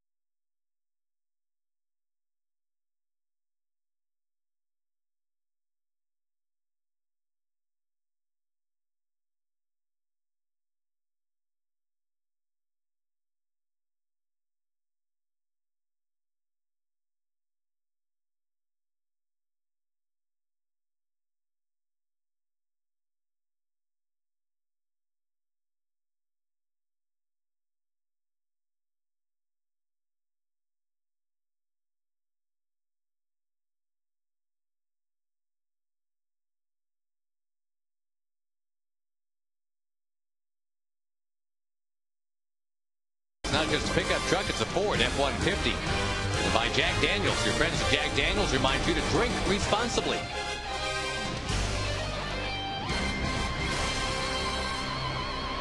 Josh Hamilton, a pair of home runs, back-to-back innings. Been a long time coming for Josh. And the Rangers lead the nightcap 4-0. They won the opener 5-2.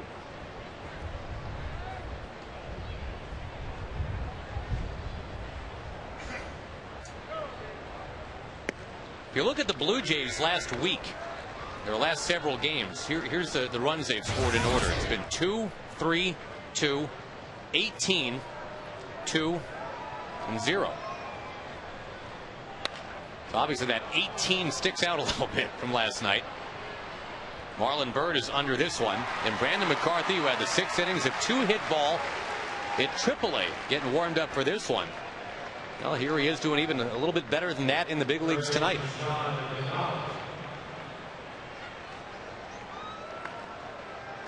Yeah, yesterday the Blue Jays scored 2 runs an inning. Today they've scored 2 runs in 14 innings.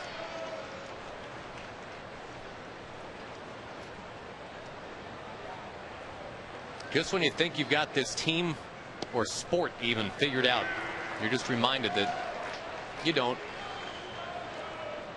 And the Rangers all year, it just seems, and it's been written about, it's been talked about.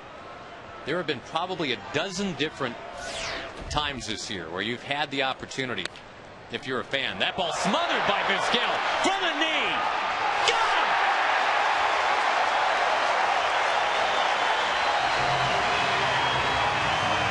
He brings all those Gold Gloves he wanted short. A little bit over towards third base. And it's the same Gold Glove artistry. Chris just snatches that ball on a quick short hop. I like the little smirk on Omar's face after he makes the play. Like, what do you think I was going to do if that ball's hit to me? Haven't you seen me do that before? That's a fun play for Chris Davis, too. He likes that pick. Usually does do it with a little bit of emphasis. But anyway, I mean, the number of times this year, Tag, where it looked like the beginning of the end to those who haven't yet fully put a seatbelt on the bandwagon. Last night could have been one of those nights. And how do the Rangers respond? Well, you had a 42-year-old making that play. Fly ball right field. And Brandy's had a good curveball today. He's thrown it for strikes all day long. An efficient, economical 85 pitches to get through 6 innings. Rangers are thinking sweep. It is 4-0 in game 2.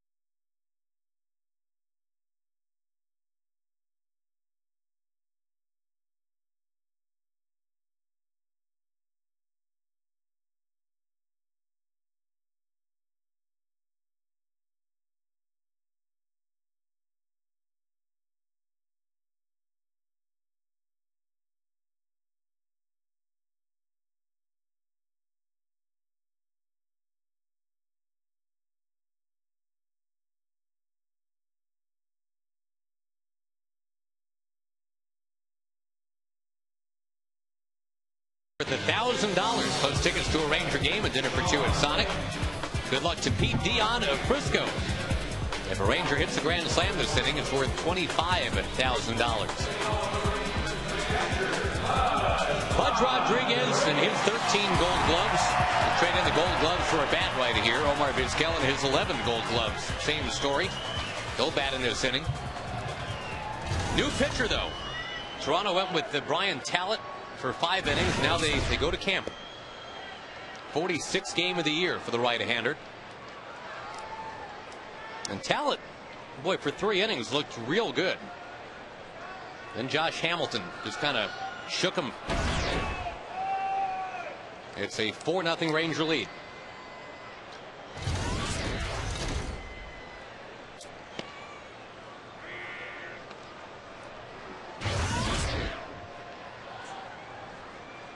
Kinsler had a homer in the opener, and again Hamilton 2 home runs in the nightcap. Rangers won that first game 5-2, trying to keep pace with the suddenly hot Red Sox, who now lead Tampa Bay 7-2 in the 8th inning. Kevin Youkilis has added a home run.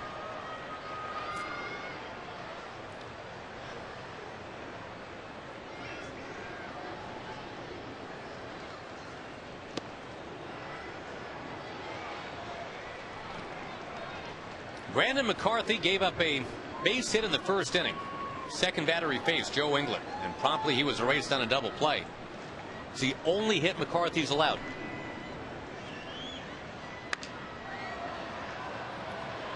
Dustin Nippert, 6 quality innings in that first ball game. And B-Mac follows that right up with 6 even better innings in game 2.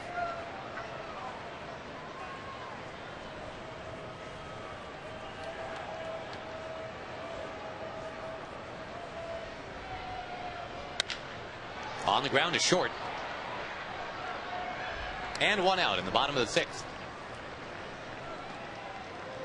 Chris Davis coming up, and we go say hello to Emily Jones.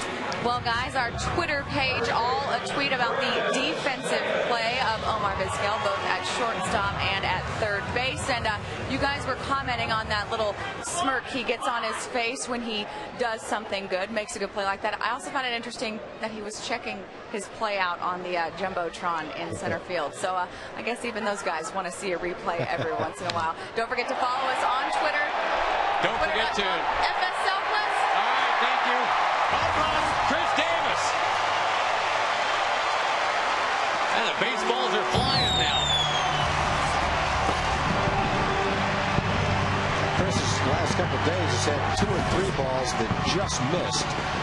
He knew that one was gone. He dropped his bat, and just no matter how far up the hill that ball is going to go. He's had an infield hit, now a home run. He had 3 hits in the first game. And Chris is back swinging the bat the way he did last year, swinging the bat the way he's capable of swinging it now. Well, 2 guys who spend some time just kind of re-racking some things at AAA. Brandon McCarthy on rehab. Davis just to kind of get his mind right and his swing back.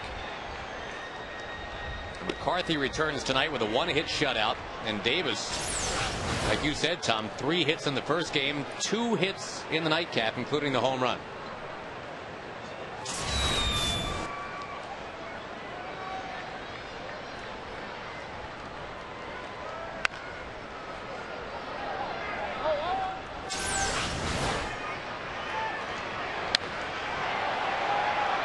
A sweet looking swing right now, isn't it?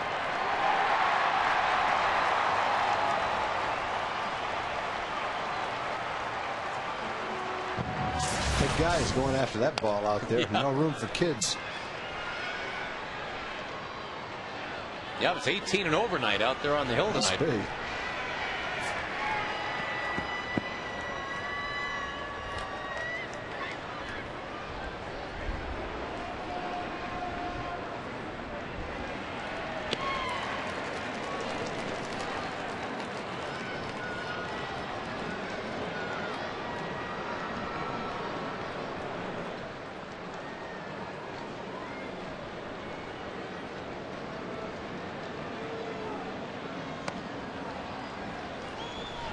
Two and two now to Omar, and he's gotten his crowd buzzing with his defense tonight, to play it short and to play it third.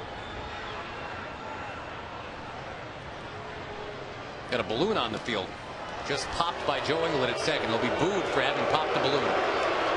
What was he supposed to do? Play with it? I mean, bad guy.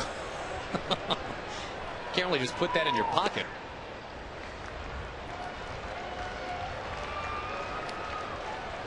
Vizquel comes back from 0-2 to make it 3-2.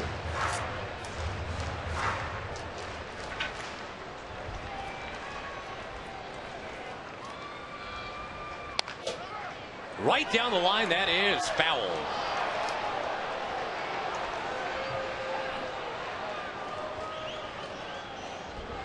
Only disappointment so far tonight, to be honest with you, Tag. Jan from the office never came up to the booth. Yeah, I'm sorry for you for that one. You're feeling my pain. Yep, I feel your pain. But we got to see you dance. I would like to have met her too, but I'm not feeling any pain about it. I know. I did love the way she sang "Take Me Out to the Ball Game," though. One of the better renditions I've ever heard. Well, I'm going to have to start watching The Office now. There you go. You won't be disappointed. My kids have been after me for 2 years to watch it. Did I lead you down some weird primrose path with Entourage? That was right on there. And you got me going on 24, so I'm just trying to break the tie, get you to watch The Office. Entourage is good. It's not my favorite show, though. Still the honeymooners after all this time? Well, yeah, I would go with Ralph any day. Kinsler, not to the moon, but into left field, and that's fine. On base for a third time in his second game. Remember, he led off the opener with a homer. All right, so we're all dying to know, what is your number one show right now? Number one show, Friday Night Lights. Still, huh? Yep. I love it. I like the character. I like all the characters in it. There's no bad people in it. Good little messages along the way. Texas football, I can't beat that. Andrews chops one foul. Waiting for the really good baseball, not sitcom necessarily, but you know, some sort of drama / comedy. Yeah, I wouldn't mind that either. If you could only watch one show, what would it be? Only one? Seinfeld? No, it's very, I mean, you know how I feel about Seinfeld, but that's a little past 5 minutes ago, you know? Yeah, you've only seen each one about 30 times? Yeah, 40. Entourage is right up there. Mm-hmm. The new season's really good. Not for the kids, not for the faint again, heart. if you go watch it and say, what in the world did they recommend that for? No. We're not. If you're 11, it's not for everybody. If you're 11 years old, please, no. Yeah, and if you're 40 like me, it's, you know. It features bad language. We'll warn you ahead of time, so. Probably shouldn't tilt people towards Family Guy then either, but oh well. 1-2 the count.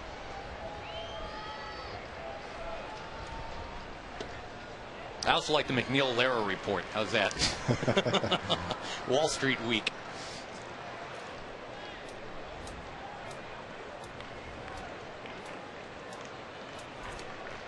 Back in the late 60s, I used to like to watch the test pattern. Who was in that?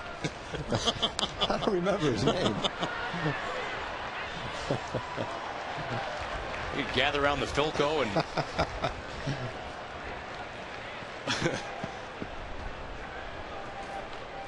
crowd of about 17,000 announced here tonight, watching the Rangers and the Blue Jays. Single game tomorrow, 7:05. Dollar hot dog night. You are welcome to attend. Strike called to end the inning. But the Rangers get a home run up on the hill from Chris Davis. And it is now 5-0 Rangers in the nightcap.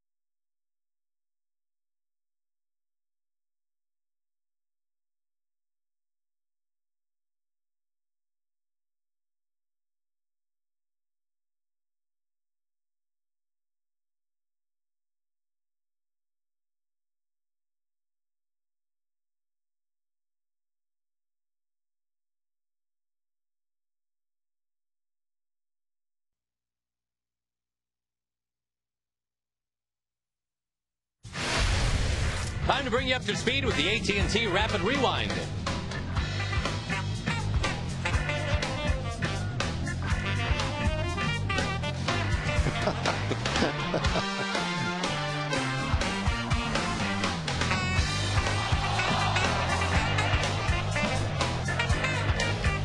AT&T, the nation's fastest 3G network. AT&T is your world delivered. Rangers already a 5-2 win in the bank. They're leading 5-0 in the nightcap, and Brandon McCarthy has been one of the big storylines here tonight. Josh Hamilton's got to be the others. He's broken free, broken out with a couple of home runs in the nightcap. Yeah, Brandon's just done a really good job of throwing his changeup and his curveball for strikes. I think it's as consistent as those two pitches have been in any game we've seen him pitch. Not even to 90 pitches for the game yet.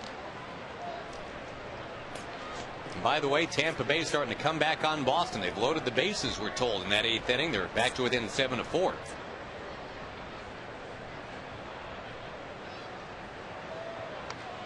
Inglet fights one foul back to the net.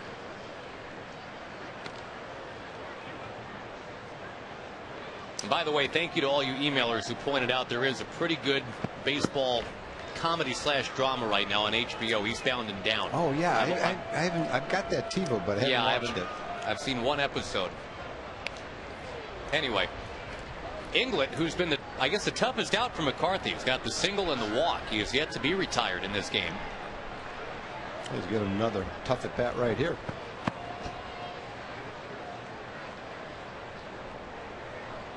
And Brandon said after his last 2 rehab starts, a 7-inning start and a 6-inning start, he felt good, didn't feel like he'd be on any kind of pitch count today. He was free and easy and ready to go. And he's right now at 91 pitches. Trying to get through the 7th inning if he can. That'd be a great start for him.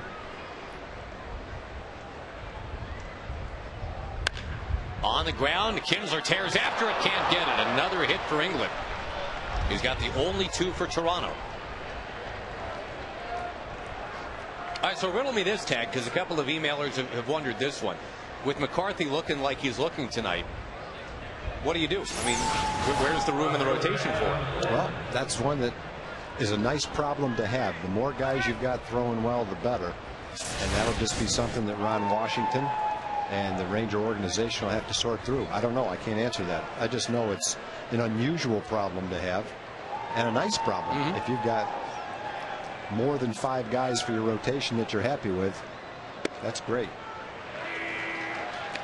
You saw Darren O'Day getting ready in the Ranger pen. McCarthy just now up and over 90 pitches. You know, one thing that I think is kind of uncommon, maybe a little unorthodox, is have a 6-man rotation and let 6 guys start if you're happy with all 6 of them.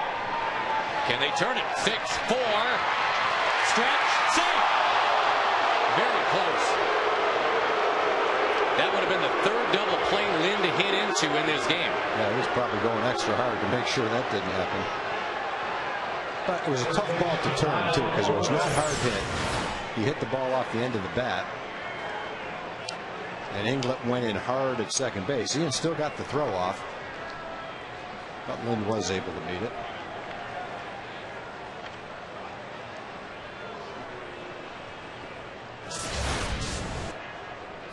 And the other thing the Rangers have coming up is three straight Thursdays off, so they've got off days. Fly ball well hit by Lyle Overbank. Long run back. Hamilton looks, it's off the wall. He barehands it and gets it back into Elvis Andrews. He'll spin. He'll fire. Too late. So the shutout ends on a double.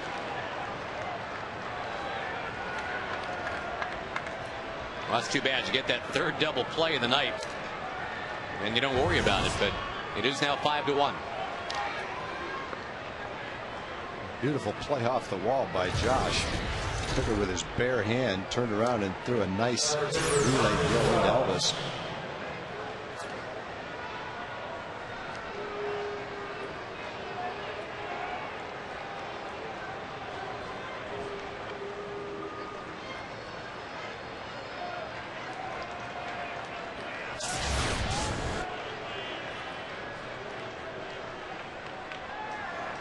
Vernon Wells will be the batter. And Vernon doesn't have a hit yet in the doubleheader. He was 0 for 6. Ron Washington, a slow walk with Darren O'Day ready. But boy, Brandon McCarthy will get a real nice ovation. A very well-deserved one, too.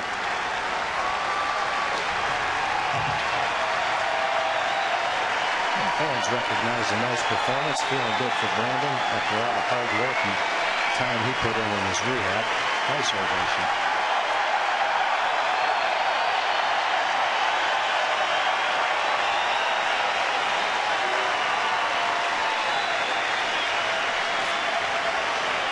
An awesome return for Brandon McCarthy.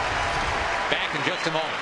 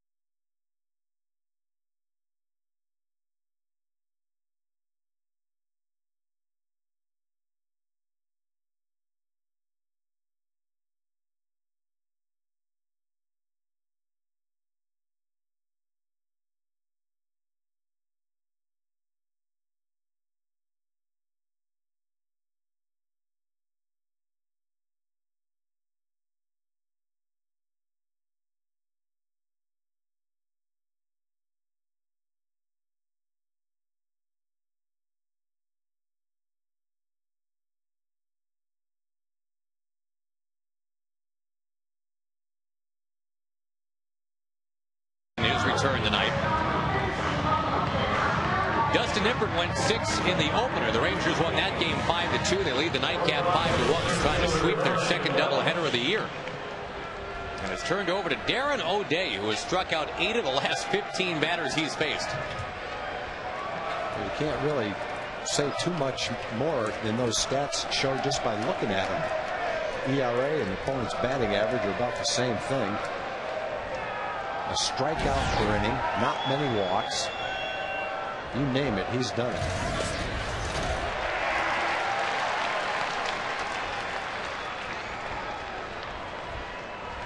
Toronto had 18 runs yesterday. That was in 9 innings. They've got 3 runs tonight in 16 innings.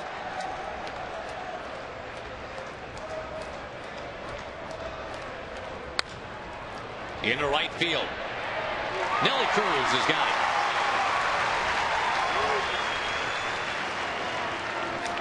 Those European soccer style songbirds are back with the O'Day, O'Day, O'Day, O'Day.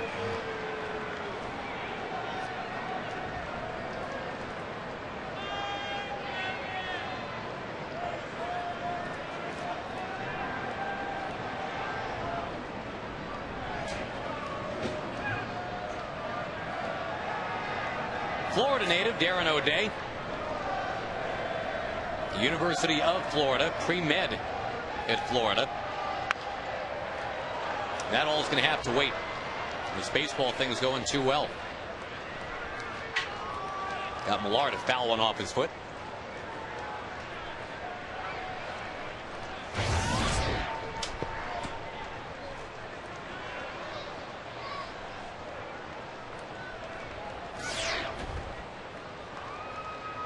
Kinsler's been on base 3 times tonight. We mentioned the Hamilton pair of homers. Chris Davis, homer in a single after 3 hits in the opener.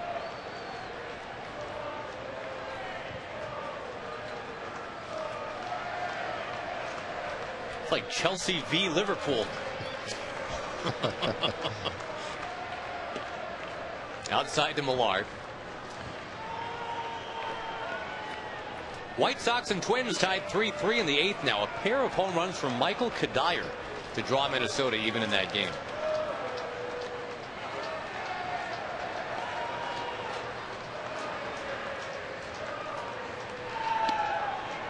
A little bit outside. Angels and Mariners are underway. They're in the bottom of the first, no score.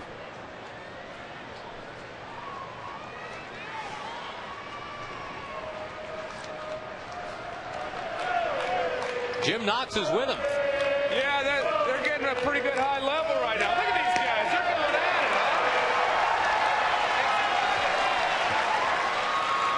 it. Anytime there's a swing and a miss, they lose their minds.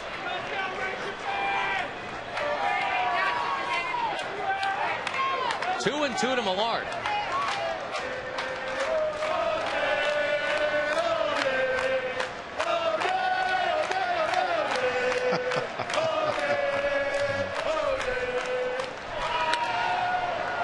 Fly ball into the crowd.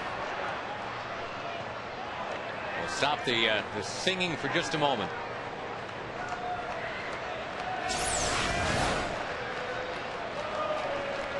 Look at that swing.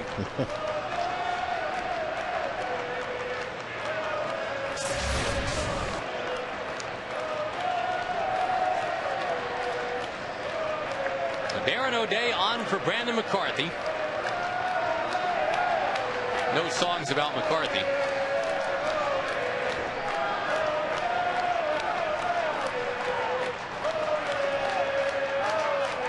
The 2-2. Oh, well out that one. After swinging at the one before.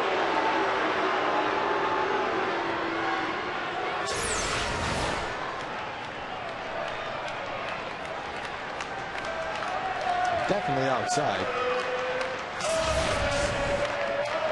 Millard showed some restraint there. Millard doesn't walk much, doesn't strike out a whole lot.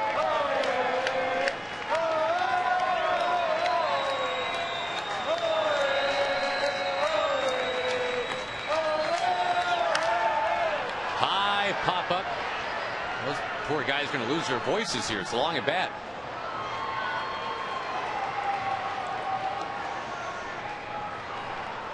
Still 7-4 Boston, by the way. Tampa Bay trying to rally in the bottom of the 8th. They've brought Jonathan Papelbon in the 8th. The Yankees lead Baltimore 9-6 in the 9th.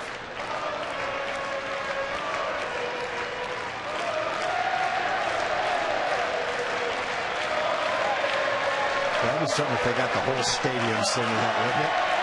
It's getting it. Aren't they? Whoa, outside. And in fact, a wild pitch. It'll now be first and third. And Snyder coming up.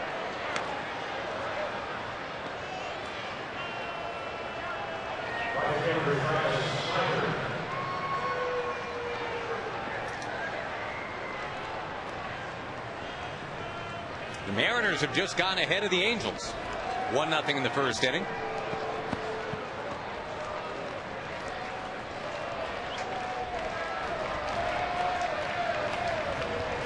Adrian Beltre is back off the DL for Seattle.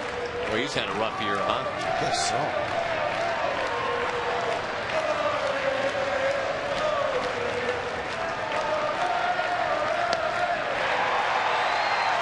Strike one to Travis Snyder. I'll say this, the fans, 17,000 of them were into this game. Yeah, they are.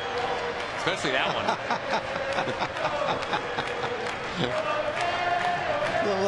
The adults are laughing and the little kids are just staring at them. Filled the course, 2 strikes.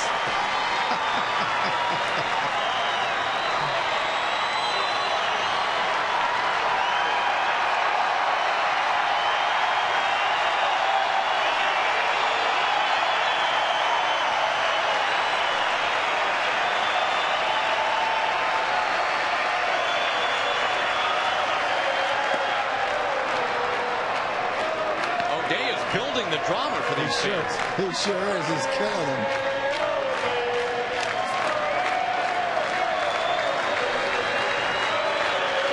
He was a good guy, but it's just he gets such a chantable, singable name.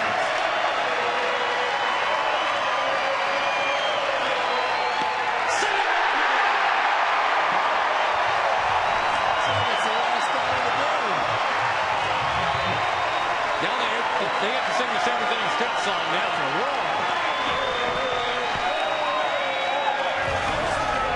The heck would take me out to the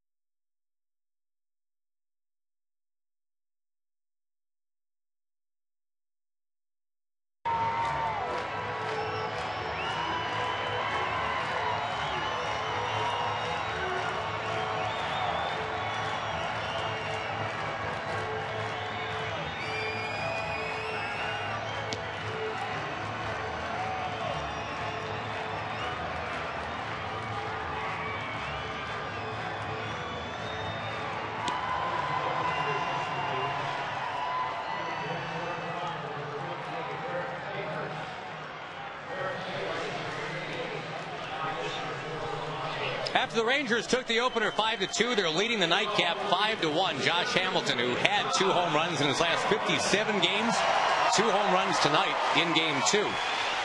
Brandon McCarthy went the first 6 and the third, and then Darren O'Day whipped the crowd into a frenzy. Got the last couple outs in that 7th inning. Oh, some good singing. That was about as enthusiastic as I've seen a 7th inning. Can you imagine if the Rangers had signed Joe Beimel instead? That would not have been as singable. Beimel. Here's Dirk Hayhurst taking over. And Josh Hamilton, we mentioned already, with a pair of home runs. Hayhurst just brought up from AAA today. Got into some games with the San Diego Padres last year. And has been up with the Blue Jays once before here in 09.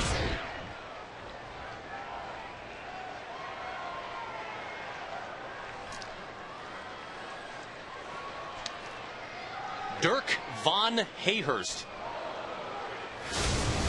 Facing a guy who now looks like he should be named Dirk Von Hayhurst with that beard working and that power. Pair of home runs. Well, that last one almost dented the seats out there, didn't it? On the ground, second base.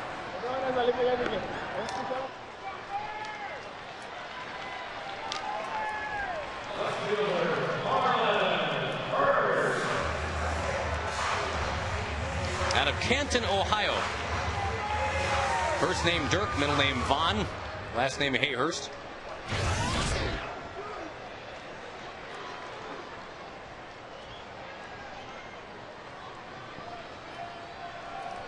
Bird and then Cruz here in the bottom of the 7th. 5-1 Rangers. Busted bat. Scudero's got the baseball. Out number 2.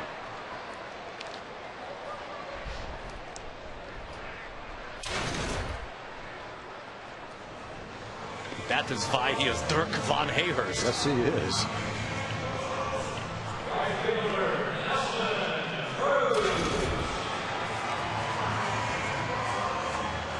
Looks like the Red Sox got out of danger there in the bottom of the 8th. They're still leading 7-4 as they go to the 9th at Tampa Bay. And C.J. Wilson gets up in the Ranger bullpen.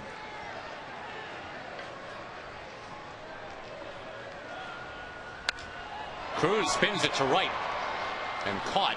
That was a quick bottom of the 7th. On we go to the 8th. The Rangers trying to sweep Toronto.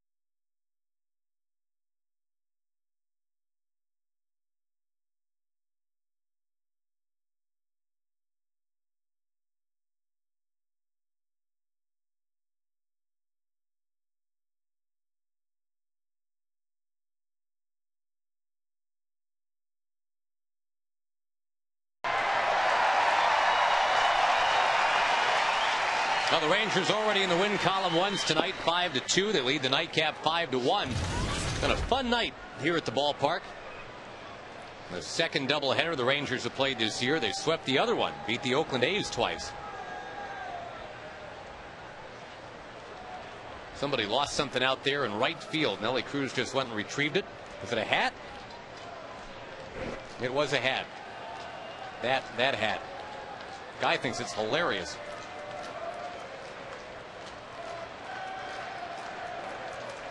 Okay, now we're ready for the 8th inning.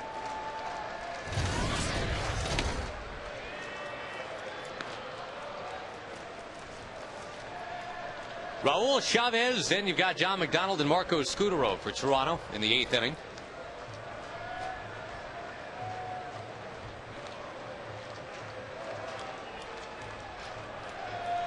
Two Josh Hamilton homers, one Chris Davis homer. Here in the nightcap, there was an Ian Kinsler homer in the opener. In fact, that opened this whole glorious month of September. The first Ranger batter. And Kinsler homered.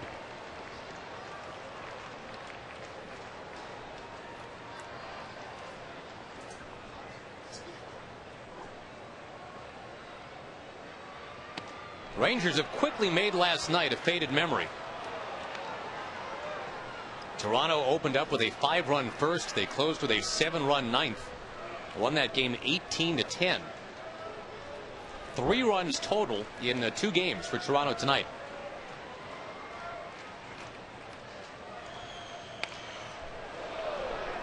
That ball nudged foul towards the Ranger dugout.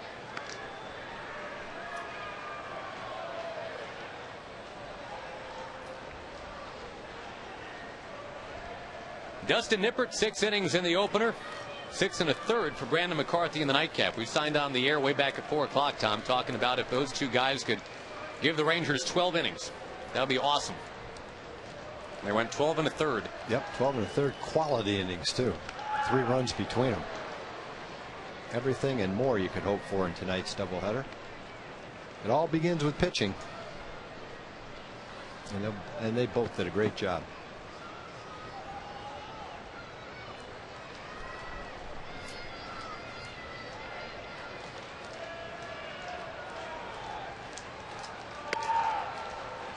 Three and 2 now to Chavez.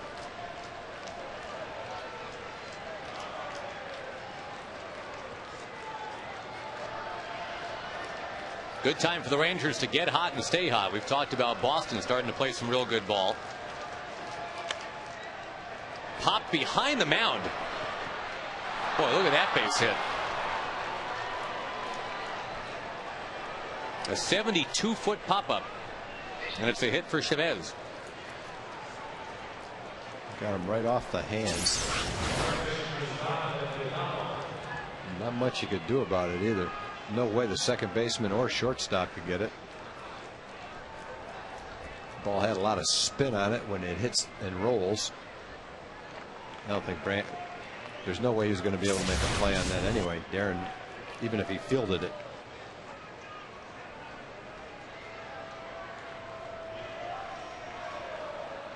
John McDonald 0 for 2 in his nightcap. He'll check and take a strike. After that long rain delay in Miami, Florida leading Atlanta 2-1 after 2. Both those teams in wild card contention.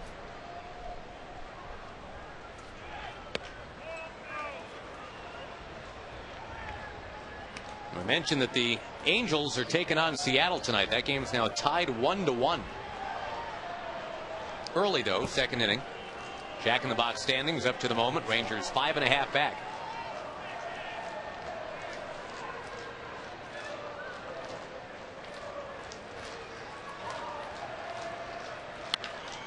Clubbed into left center field. Into the alley it goes. John McDonald hammering away. Second and third now, and nobody out. That's the bottom of the order getting this done.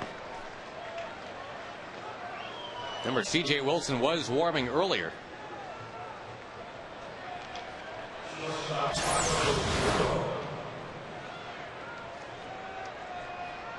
That's a lot of plate right there.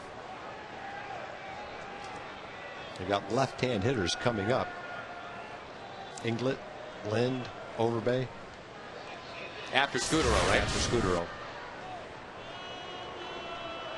Well, ideally, what you get right here is Darren gets Scudero, and then CJ comes in and gets the next two guys. Frankie Francisco good for the ninth inning? I would say the way it's looking right now that he is, because CJ, it appears, is going to come in and pitch the eighth. And I don't think he would bring CJ in to pitch the eighth if Frankie wasn't available for the ninth, but we'll see. Frankie went 15 pitches in that first game.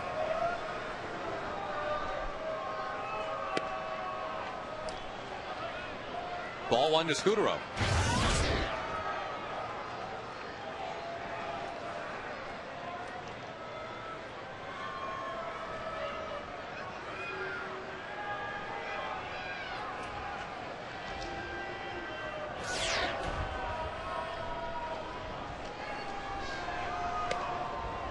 Outside corner.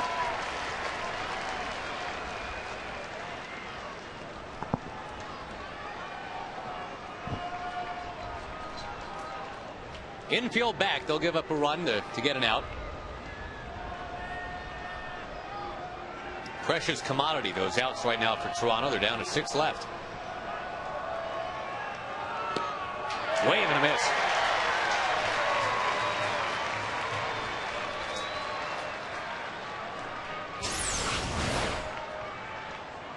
Scudero is one of those rare hitters nowadays who walks more than he strikes out. 79 walks, only 63 strikeouts.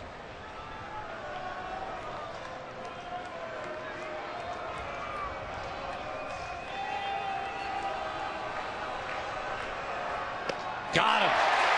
Darren likes to do that. When he gets 2 strikes, he likes to elevate the fastball and try to get the hitter to swing at one out of the strike zone. And you've got a real disciplined hitter who doesn't strike out very much, but he couldn't lay off that high fastball up and in. 3 away and then 1 up and in. That'll do it for Darren O'Day. You kind of gave it a preview, Tag. You got the lefties coming up now. So C.J. Wilson comes on to face him. We're back in just a moment.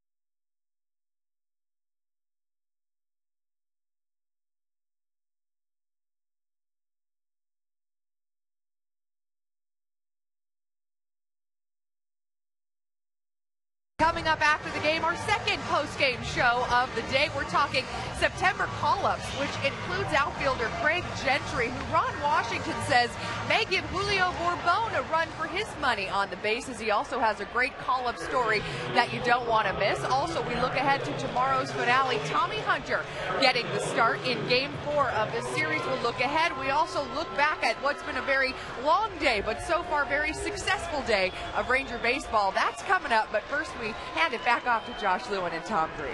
Thank you, Dana. And the Rangers hand it to C.J. Wilson. He's going to have to deal with a pinch hitter, and one of the best hitters in the league, as a matter of fact, Aaron Hill, instead of Joe Inglet. Makes some sense. Right-handed hitter instead of the lefty Inglet. Second and third, one out. Well, Hill's an excellent hitter, but Inglet was swinging the bat well in this game. He had a couple of hits and a walk in the game. Sparkling defense, too. He did nothing wrong. Nope. But he's not right-handed. Yeah, it's a tough assignment to face CJ, for sure. Hill did play in the opener. He is behind 0-2. Got the most home runs of any middle infielder in baseball, 31.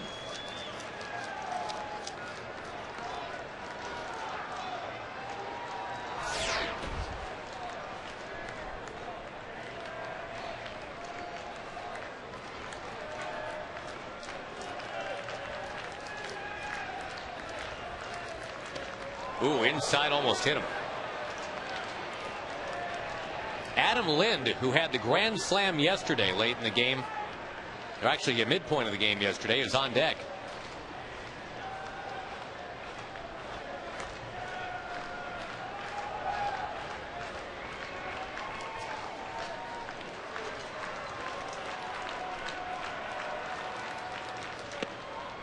Inside again. Single double strikeout in the inning so far. You got the base runners at second and third in a 5-1 game.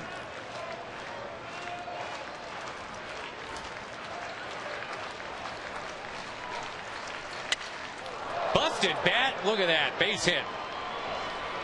The run's going to score. McDonald held at third. Runners at the corners. A pinch hit, broken bat hit. And the tying man coming up, the guy with all the home runs in this series, Adam Lind. And a slider on the inside half of the plate. Broke his bat, but the result was a base hit anyway.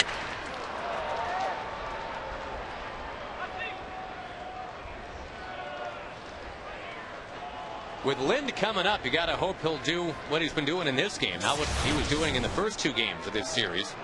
He had the 8 RBI game yesterday. Added another home run, his third of the series in game 1 tonight. But here in the nightcap, 3 ground balls, 2 for double plays. Yeah, and all of them weakly hit ground balls, too. Brandon really had him off balance in those 3 at bats.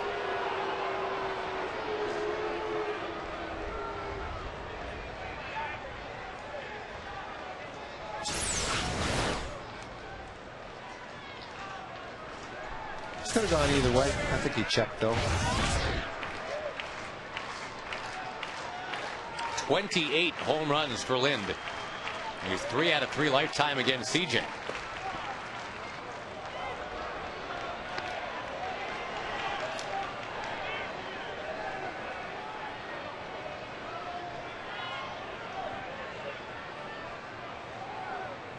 His inning started with that little bloop by the catcher Chavez right out behind the mound. Now CJ goes to 3-0 on Lind with Overbay on deck.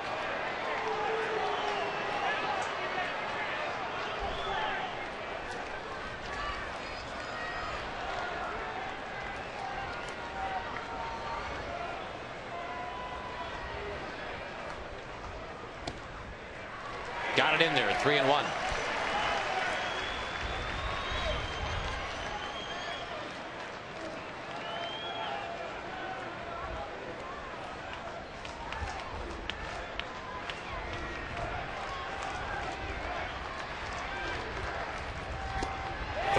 Two. 3-1 slider and a fastball count.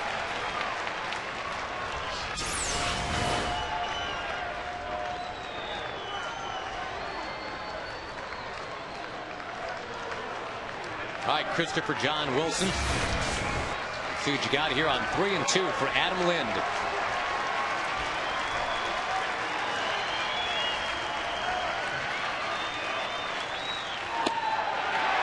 One. Very close. Called ball 4. And the tying man is on.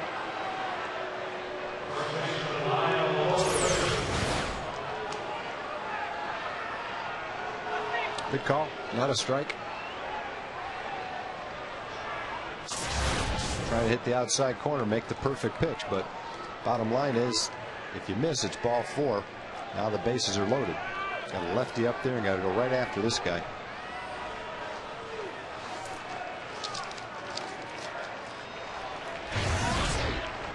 Rangers have already won once 5-2 today. Now tonight leading 5-2, but that's in some peril.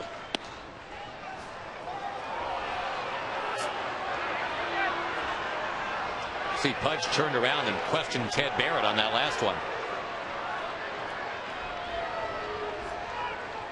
One of the earlier pitches in the count to Lynn could have been called a strike. That one could have been called a strike. That one's got to be, and it is. Better be called a strike.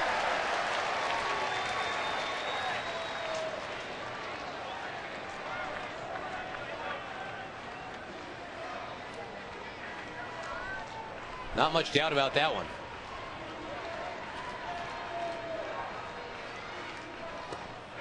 Wave and a miss, 1 and 2.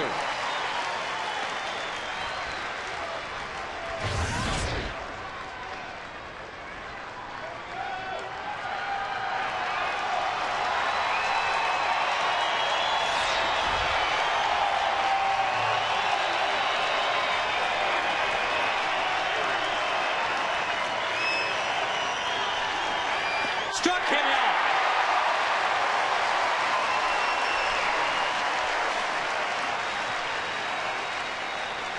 And still got to deal with Vernon Wells. Good pitches right there from CJ. He got Overbay to swing at the sliders a little bit out of the strike zone. Pudge blocked it. Now you got one big out to get right here. Vernon Wells is the guy.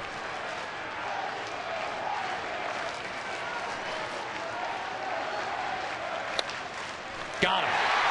Well, you can go anywhere with it. Why not come home? Shorter throw, you might as well. Shortest distance between 2 points is a straight line. The Rangers are out of the inning, leading 5-2.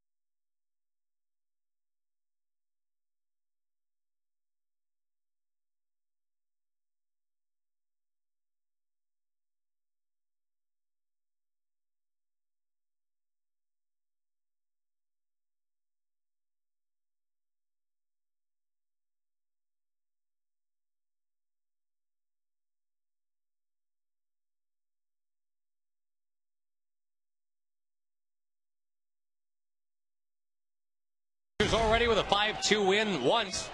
Twice would be terrific. leading the nightcap with a doubleheader by that exact same score. They got a little dicey there in the top of the 8th inning, but C.J. Wilson pitched out of it. Made some big pitches to good hitters. Overbay's not a guy that strikes out very much. Got him to chase a slider. Got Vernon Wells to hit the first pitch right back to the mound for an easy out. I think Pudge Rodriguez was thinking CJ was going to throw to first with that. Thankfully was ready for that throw home. The force obviously at home plate.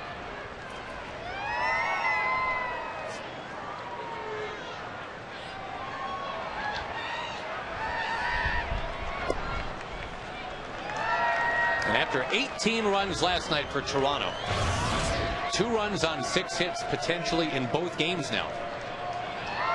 A doubleheader the next day.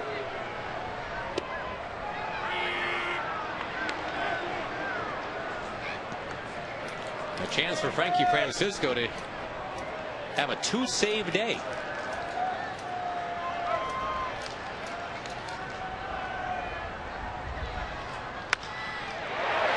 Murphy to left field.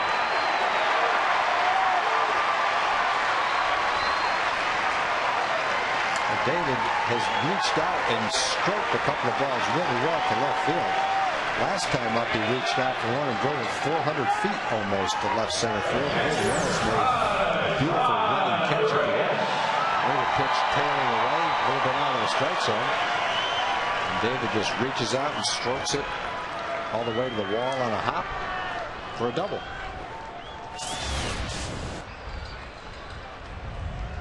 $18 of those for David Murphy. It looks like the best the Rangers can do is gain a half a game on Boston for the wild card, because the Red Sox have defeated Tampa Bay 8-4.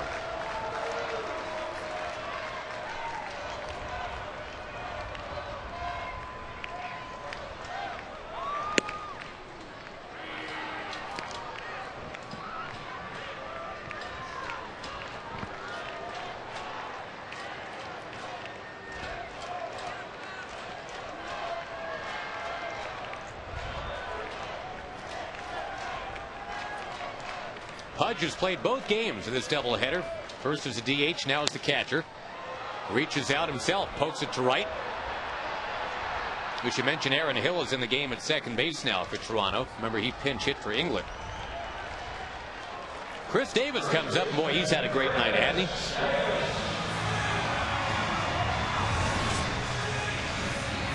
Three hits in game 1, 2 in game 2, including a home run.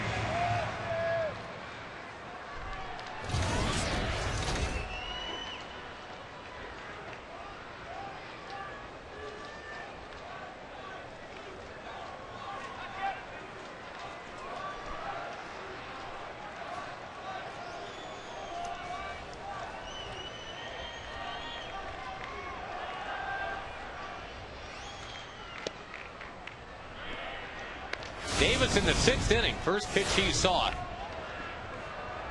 Goodbye.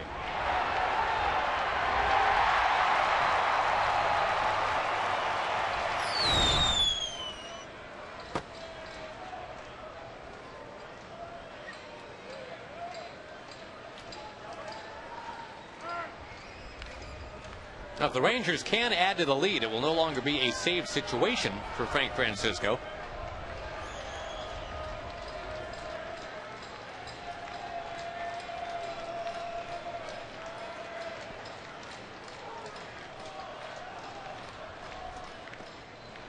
Oh, and 2. Game that was started by Brian Talent of Toronto here in the nightcap. He went 5 innings. Gave up the 2 Josh Hamilton homers. And boy, that's great to get Hamilton that power stroke going again, huh? No doubt.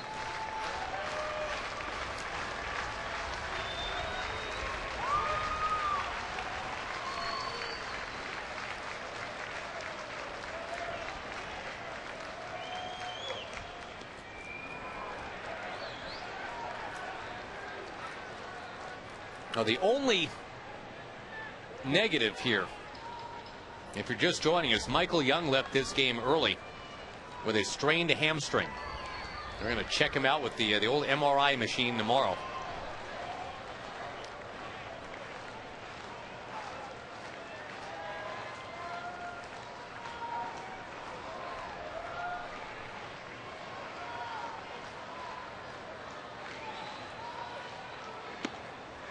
Outside 2-2.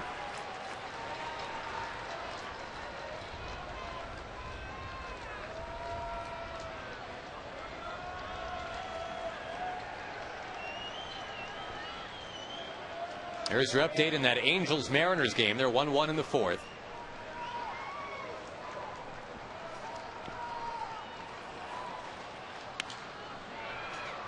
In that Boston-Tampa Bay game, John Lester, the winner, goes to 11-7. It's a long save for Jonathan Papelbon. They had him come in that game with nobody out in the 8th inning. And things got a little scary for the Red Sox there in the bottom of the 8th. 2 innings, 3 strikeouts for Papelbon.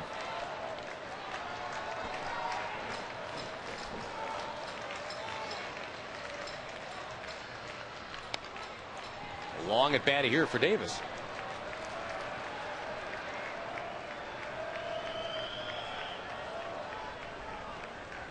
Yeah, Billy Wagner in that game in the 7th inning. That could be a pretty decent pickup for Boston, huh? Yeah, I was talking to a scout that saw him pitch the other day. Said he was throwing 92, 93 miles an hour. Looked really good.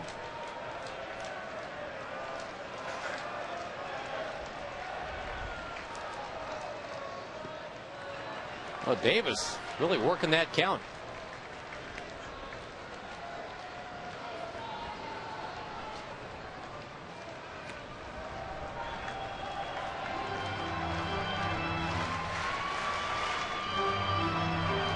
In that Boston-Tampa Bay game, Tag, that's the first of a 3-game series, by the way. J.D. Drew a home run, Jason Bay a home run, Kevin Youkilis a home run. And a lot of Red Sox hitting well right now.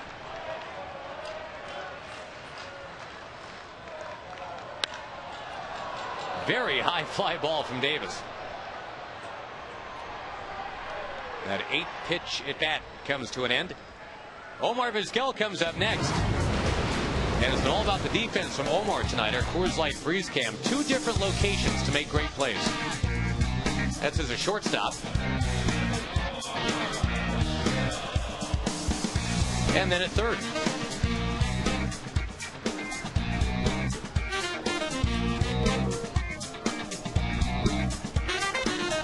And we get to hear some smooth jazz, too. I do. Yeah.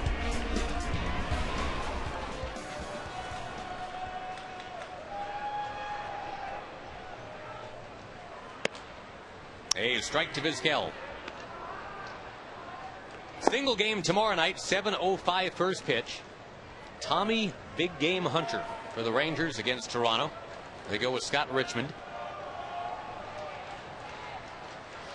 Saw Scott Richmond earlier in the season pitch a good game against the Rangers. He's having a nice season.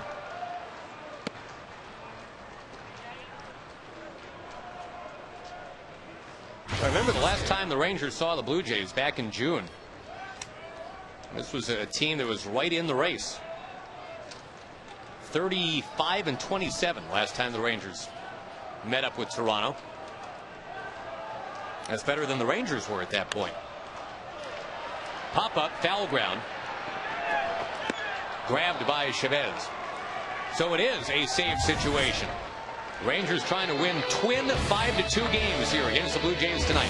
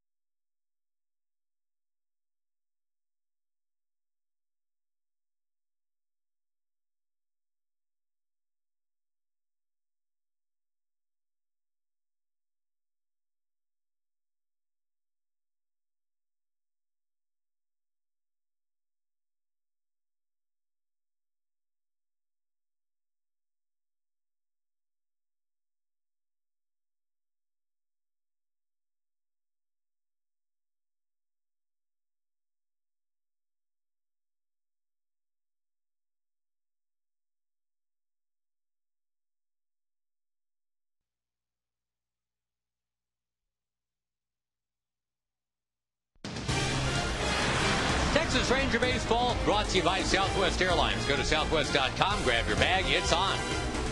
And by the Ford F-150. It's not just a pickup truck, it's a Ford F-150.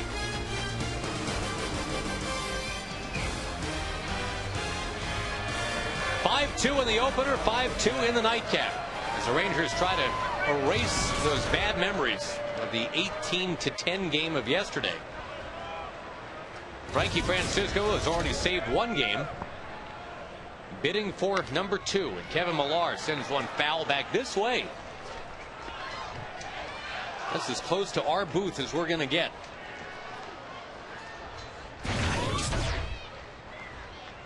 Only 10 walks all year allowed by Frankie in 40 games.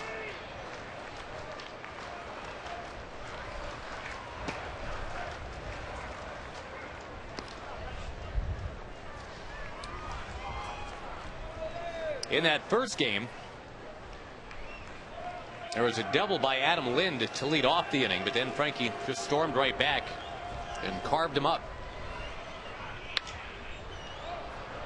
This is looking like out number 1. It is. I'd love to see that closer come in and get out number 1. Get that first guy out of the way. Frankie's got the bottom of the order here.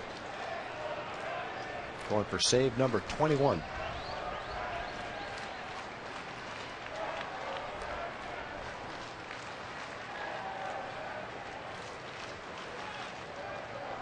Well, 2 comebacks of note in this game, too. Brandon McCarthy, I guess, is the most obvious. 6 1/3 innings and just some real quality work on the mound. But I think you'd have to classify a 2-homer game for Josh Hamilton as a bit of a comeback, too, wouldn't you? Definitely. Great to see Josh have that kind of a game, drive the ball like that. There were bullets that he hit out of here to right field. Rangers needed him, had to feel good to Josh, too. Way up there for Omar. 2 down.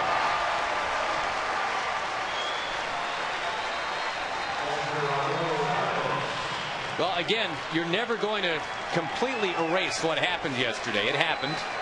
But it's what do you do next? How do you respond? You give up 18, including 7 in the 9th. Well, you come back and got a chance to win a pair of 5-2 games 1 day later.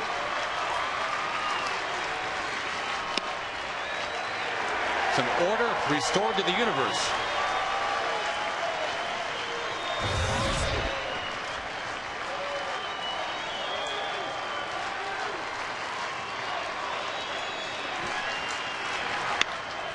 Two runs on 6 hits in the opener for Toronto. It's been 2 runs on 6 hits in the nightcap as well. Yep, same team that scored 18 last night.